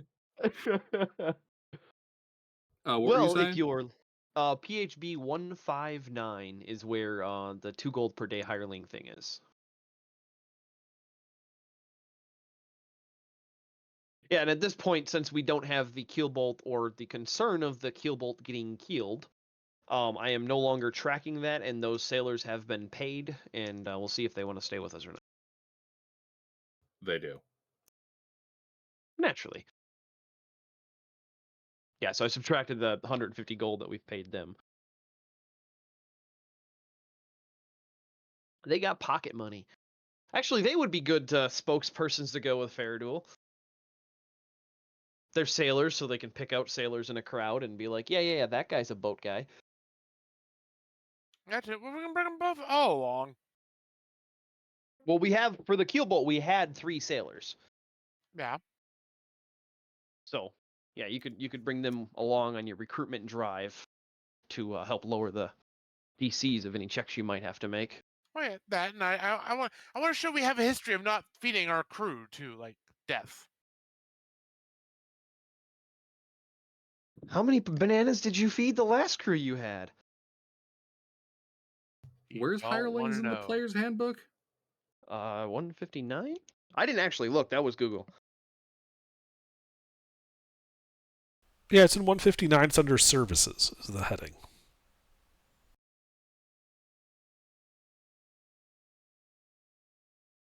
Yeah. Hireling skilled, that's it. The skilled and untrained, there is nothing above skilled.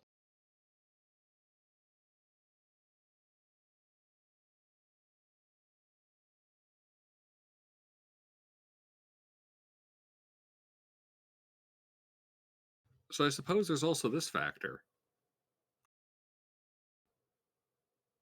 Are you going to try to do anything to manipulate those prices, or are you just doing it straight as is? Well, considering they don't want to go to war, I think we would probably be trying to get a discount. Well, basically, we know we want to take a trip, right, guys? We know we want to go after that brother to the northeast. Okay, And we know it's going to take some time. And so I think the offer is they help us crew the ship. We get them out of Dodge for the time. Basically, we help them sit out the war.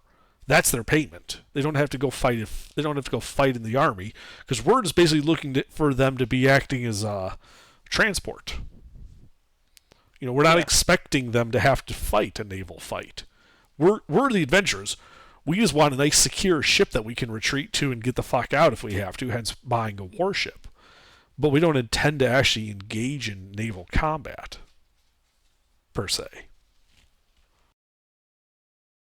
The fact that there is a vessel in dock that's hiring it should be more than enough for anybody that's trying to avoid the levies to be very, very interested that has sailing experience. And bringing our 3 sailors along would be a good way to wheedle out any of the non-sailor types that are trying to pose as sailors.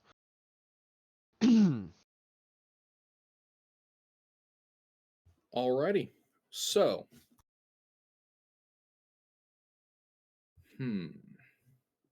who is doing the who is attempting to attract the crew? Oh, and also count off 3 people from your minimum requirement because those guys are happy to sign back on. Excellent. Now we only need 22 crew and 5. Well, like 4.5 officers, because the surgeon's we don't need a full surgeon. We just gotta, a guy that knows how to do an Surgeon's amputation mate, now and again. Yeah. You're a surgeon, right? Yeah. You know how to cut off a limb, right? Wait, Oh, what? yeah. All right. So what I think is, because levies are being called up, Rourke is kind of a roguish fellow, yes? But you could say that in a way. So I do have some semblance. If you were looking to hide from the government, you would know where to look. Yeah.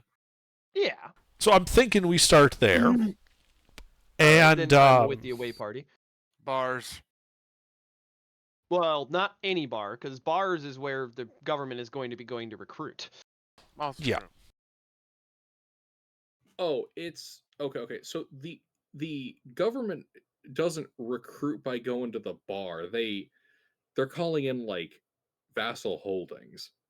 So it's more akin to, all right, every household must provide a levy supplying their own equipment within like a specified age range. That type of shtick. Right, but some people, especially those without a lot of family, are just going to be like, yeah, I'm not going to fucking war, and they're just going to hide out. Mm-hmm. But being a rogue, because criminals also have a tendency to need to hide out, he would likely know where we can find some of these people. Indeed.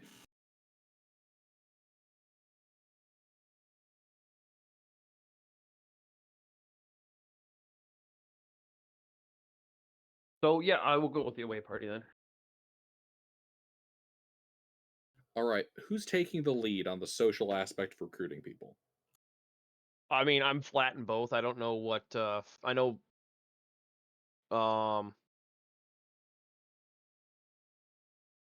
Intervin, do you have enhanced ability prepared? No. Ah, damn. The champion has +1 in charisma. Okay, well then the champion's taking lead because he actually has the best roll, I think. Oh my god. I have a 0. I have a 10 charisma. The fucking not a charisma. NPC is your face. Yes. Yes. I'm so Who better to be our disappointed. face? I would be our face normally, except I'm, preparing the isolation chamber on the ship. Well, I mean, we can recruit tomorrow when you're done. All right.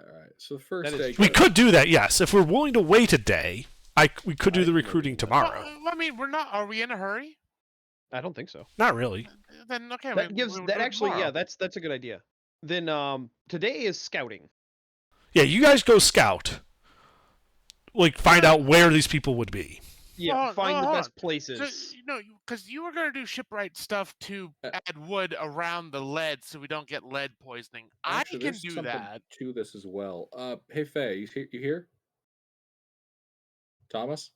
Yeah, Don't you have shit that's useful for this kind of social crap?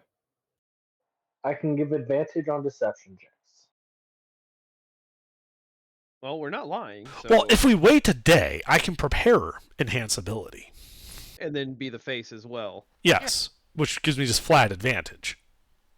But Faradua makes a fair point. He doesn't really need to go scouting.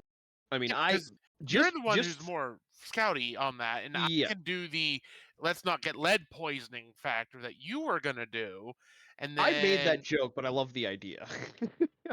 Oh, I mean, Lead lined it is room fair. lined with wood. Yeah. Guys, what's lead poisoning? I don't know. What's radioactive poisoning? Right. It was more of a sarcasm, haha thing. Lead's the sweet tasting metal. It's fun to lick, and it's occasionally shredded into tiny little flakes and used as a sweetener in your wine. So wait, we're just gonna have wall lickers on our crew now? Hey, it's better than window lickers. Windows are So, expensive. you know Fair when you enough. guys have been drinking stuff? There's lead in that. Your water isn't exactly clean. D&D life expectancy takes this into account. Uh-huh. Look, I'm not getting a negative on my intelligence here, all right? Look, Faradul, you don't have to worry about the lead sweetener being used in your wine until you're like 40 or 50. How old Yeah, are you? that's a fair point. 23. Yeah, you got like 20 something years before I throw something at you. Okay, fair enough. But anyway, Faradul on the ship is fine. Faradul champion on the ship, Fea, and myself will go scouting. So yeah, the sailors, everybody except for Fea and myself are on the ship.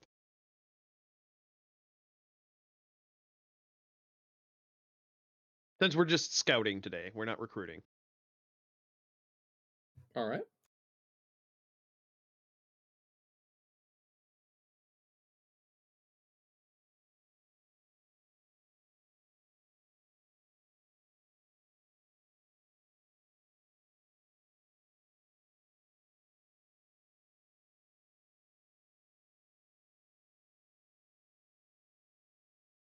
Yeah, you go scouting about.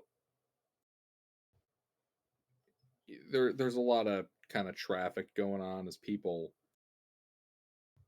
get themselves ready.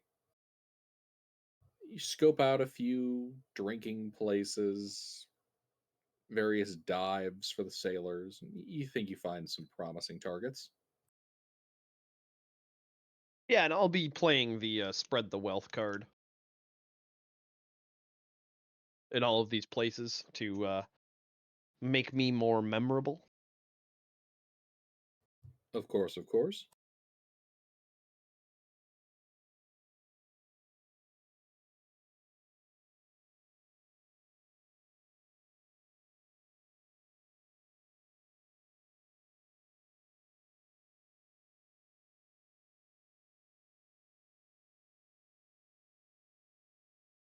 Well, yeah, that basically covers today's events.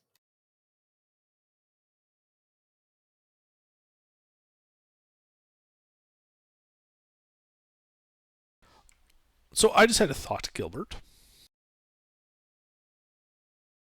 For long-term stability of the crew.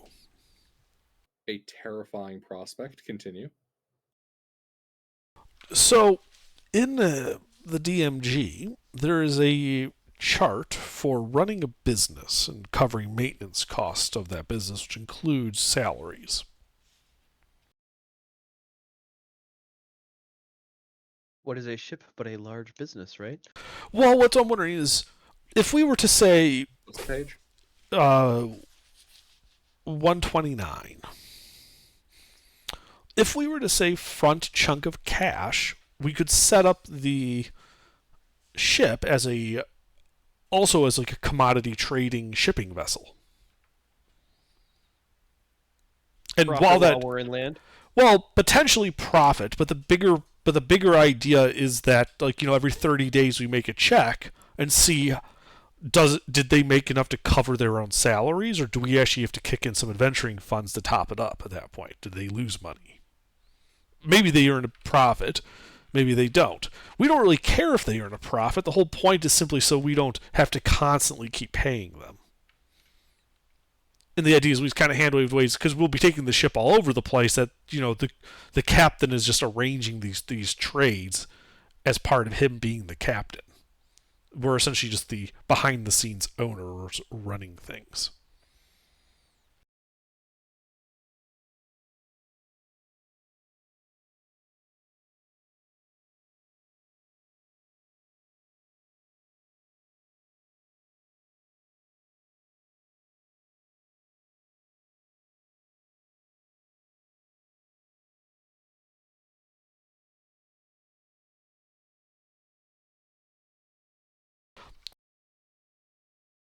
something to think about, at least.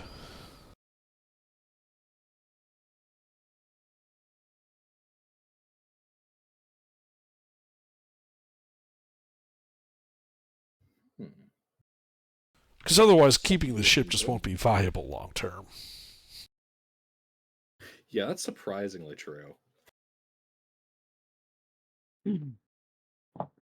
Like, yeah, we can, through this emergency, we can probably keep the crew together just because it's like, well, if we drop you off in port, that's fine, you're free to leave. But you know you're going to be pressed into a levee and sent up north. At least with us, we're generally doing the fighting ourselves and not sending you guys to fight.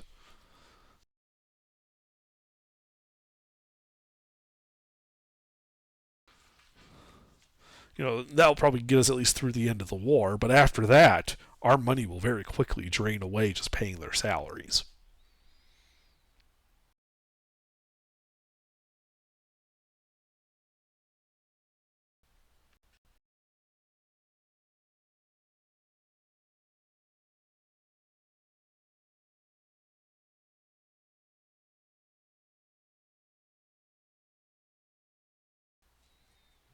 Alrighty. So let's see. I'm seeing this here. Wait, running a business D100 plus days. So, what days from the last roll? Yeah. Ignore that. It's more the fact I would just use the chart itself. Ignore that header. And I would just and if I were you, I would just say every 30 days you have to roll on this table and see how much it costs you to run your ship. Maybe in that 30 days, the captain made good trades and they might have earned a small profit for us, the owners. Or they didn't, and now we have to even pay more to cover the loss. And there's probably an initial capital cost. To reference, building a trade post would cost 5,000 gold.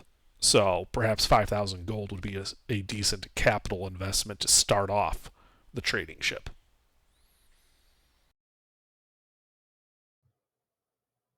That makes sense to me. And it'd be 40 with his calendar. Yeah, basically once a month. Do maintenance once a month for running the ship. Makes sense to me. Great. So yeah, day goes by. We do that stuff on the ship. We keep our normal watch as before on the ship, putting a dome on the castle that we're sleeping in. I think it's the forecastle. Front. Well, the quarters. Oh, the aft castle. Yep. 4 is front aft.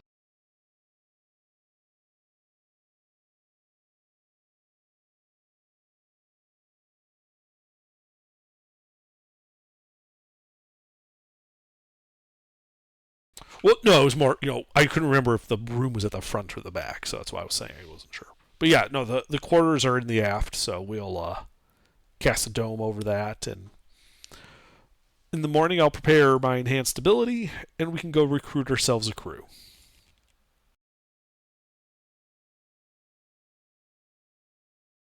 Assuming nothing intervenes in the meanwhile.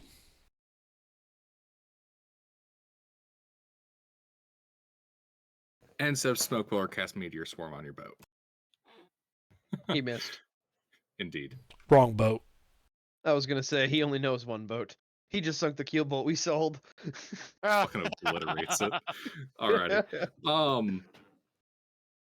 Alright, yeah. So give me 3 persuasion checks. Alrighty. And because I have enhanced ability, I have advantage.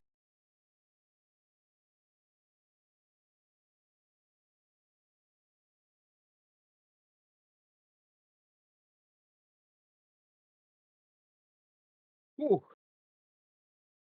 Fuck me sideways.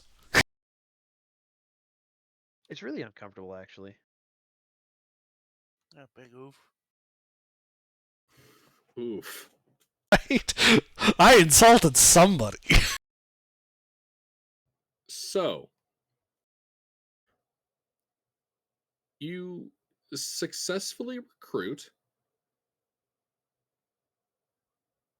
24 sailors.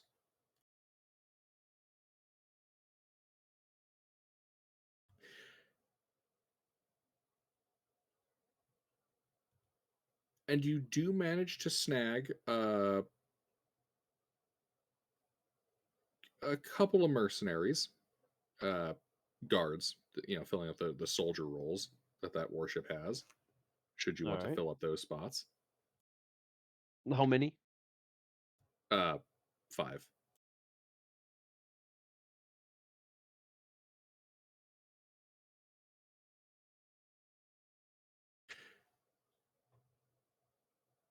However, in the process, you do kind of slightly run afoul of a scribe from the Fortress Ziggurat and a couple of orcs. And they're not overly pleased with your poaching of conscripts. Although it quickly becomes clear to them that they're not going to be able to really press you too hard on this because you're high level. Well, you're not inconsiderately skilled adventurers. We're personal friends with War Master Drew. And you're not personal friends, but you've been earmarked. We're allowed some leeway. Indeed. They're originally getting up in your face on that, and then they realize who you are, and they're still rather annoyed, but they're not going to fuck with the people that have been earmarked by their boss.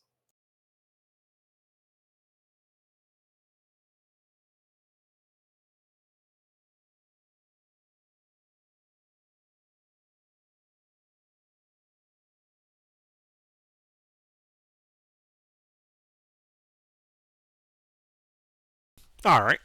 Do we have any success in recruiting officers? Oh, I'm sorry. Yes. You do also succeed in recruiting officers.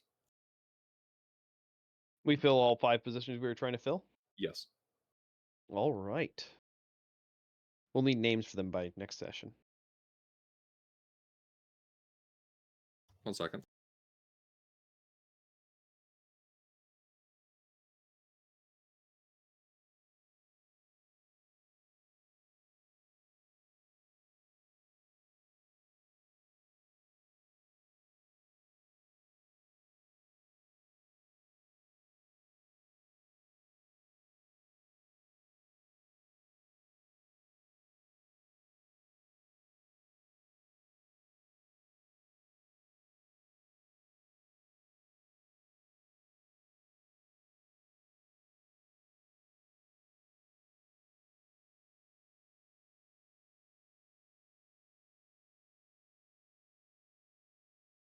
Oh, and Ruffles, remember to mark 5,000 gold as Startup cost. It's yes and no. It's essentially inventory, so it's not liquid cash we can spend. But if we completely wanted to get rid of the ship, it would be an asset that we would be selling along with it. So we would get that gold back, but it's currently locked up to provide the capital for trading. Okay, I got you. Yeah, like we basically if this place sells furs for cheap, we have 5,000 gold worth of furs, and then in the next port we sell the furs and buy 5,000 gold worth of wine. Yep. So the gold's never available for us to use, but its function is just to sit there as an asset. But eventually, if we wanted to get rid of the ship entirely, we would still have the cargo that we could sell. Okay. Actually, that's not a bad idea. I'll just put the ship's value in a slot and just mark it off as 30,000. Then we'll know. I wouldn't keep it because it is separate from the ship. We could sell the cargo and keep the ship if we wanted to dock up for a long period of time and There's wanted the the gold names available. of the ranks of people. Okay. Yeah. I've named all Captain of them. Balathu.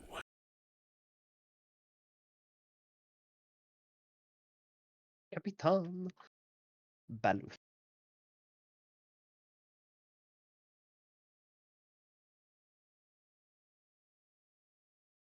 drawn straight from the clay tablets of the Assyrian name generator.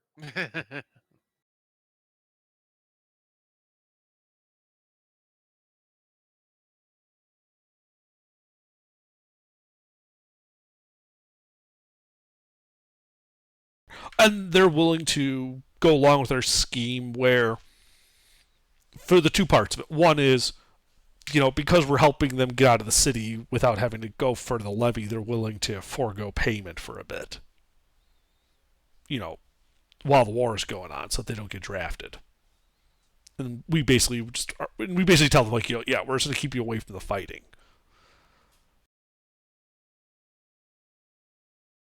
I'm going to rename Amtar. Everybody. Are we already? Yeah. I'm going to rename Amata because we already have an Amtar. One of the apprenti is Amtar. Okay. So go. I'm asking you as the DM. Like, do they agree with that scheme? Oh, yes. Okay. And the second part is, and they do agree to also for to conduct trading while we do adventuring. Yes. And then we're just the owners of the ship, so we get a cut of any actual profits, which is covered by that table. Yeah, they're not happy with the deal, but they see where you're going with it, and they're willing to engage in that plan. Right, and I want to be clear with them that they're only foregoing pay so long as there's a war going on that they're dodging the levies of. Once the war ends, if they still want to stay on, then they get to get paid. They're also free to leave at any time. When you say that last part, I especially because we're talking something one of your characters said under, are we talking they're free to leave or they're free to leave? Absolutely. I'm not sure what you mean by that. No, what I mean is if the ship's docked in a port and they want to get off the ship, they're not indentured to us. Doing so while there's active levies going on, well, there's a good chance, the dock that, while leaving the ship, they're going to get picked up by the goons on the docks and, they're going to get pressed into service. So they may not want to, but I want it to be clear that, that we're not, indenturing them to the ship. I gotcha. That, they have the right to leave, the ship at any time. Basically, once they start receiving wages, they can leave the ship at any time, but then we stop paying them.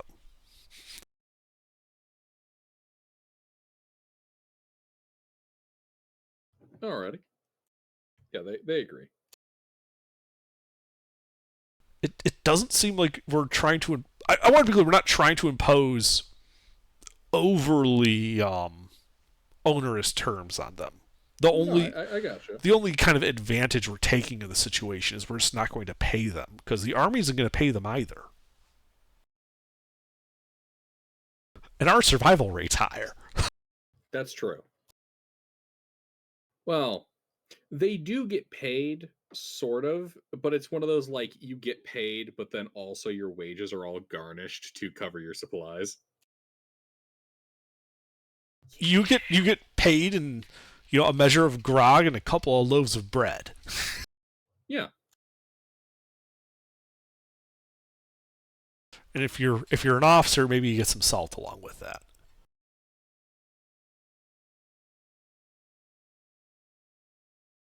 Well, Varric, you get your own surgeon's mate.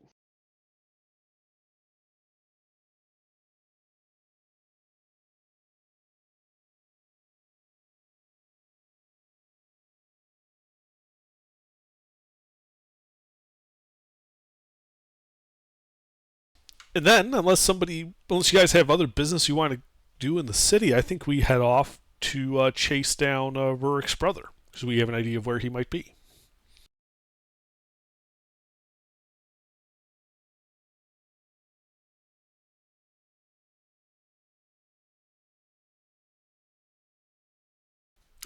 Any objections?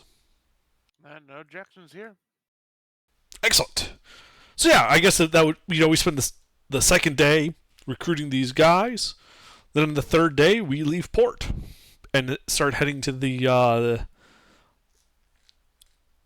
was that what was it, a mine to the north Tin of mine. Sargosh. Yep, one of the 2 tin mines. Right. There is one located about a day and a half's travel north into the mountains, north of Sargosh. That other tin mine you guys had been to the west of Morton. Right. Now, we were heading to the northern one, and if I recall, we had plotted a course before where I said we were going to go past Sargosh, not stopping there. Mm-hmm. You're going to loop around from the back and come inland. Right. Right. Docking kind of in like a little natural bay there.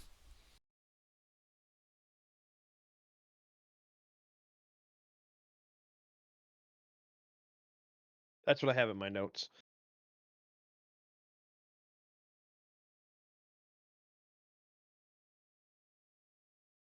So I think that's what we do. We set off. Now, granted, that 10 days ago was like 20 days ago now, but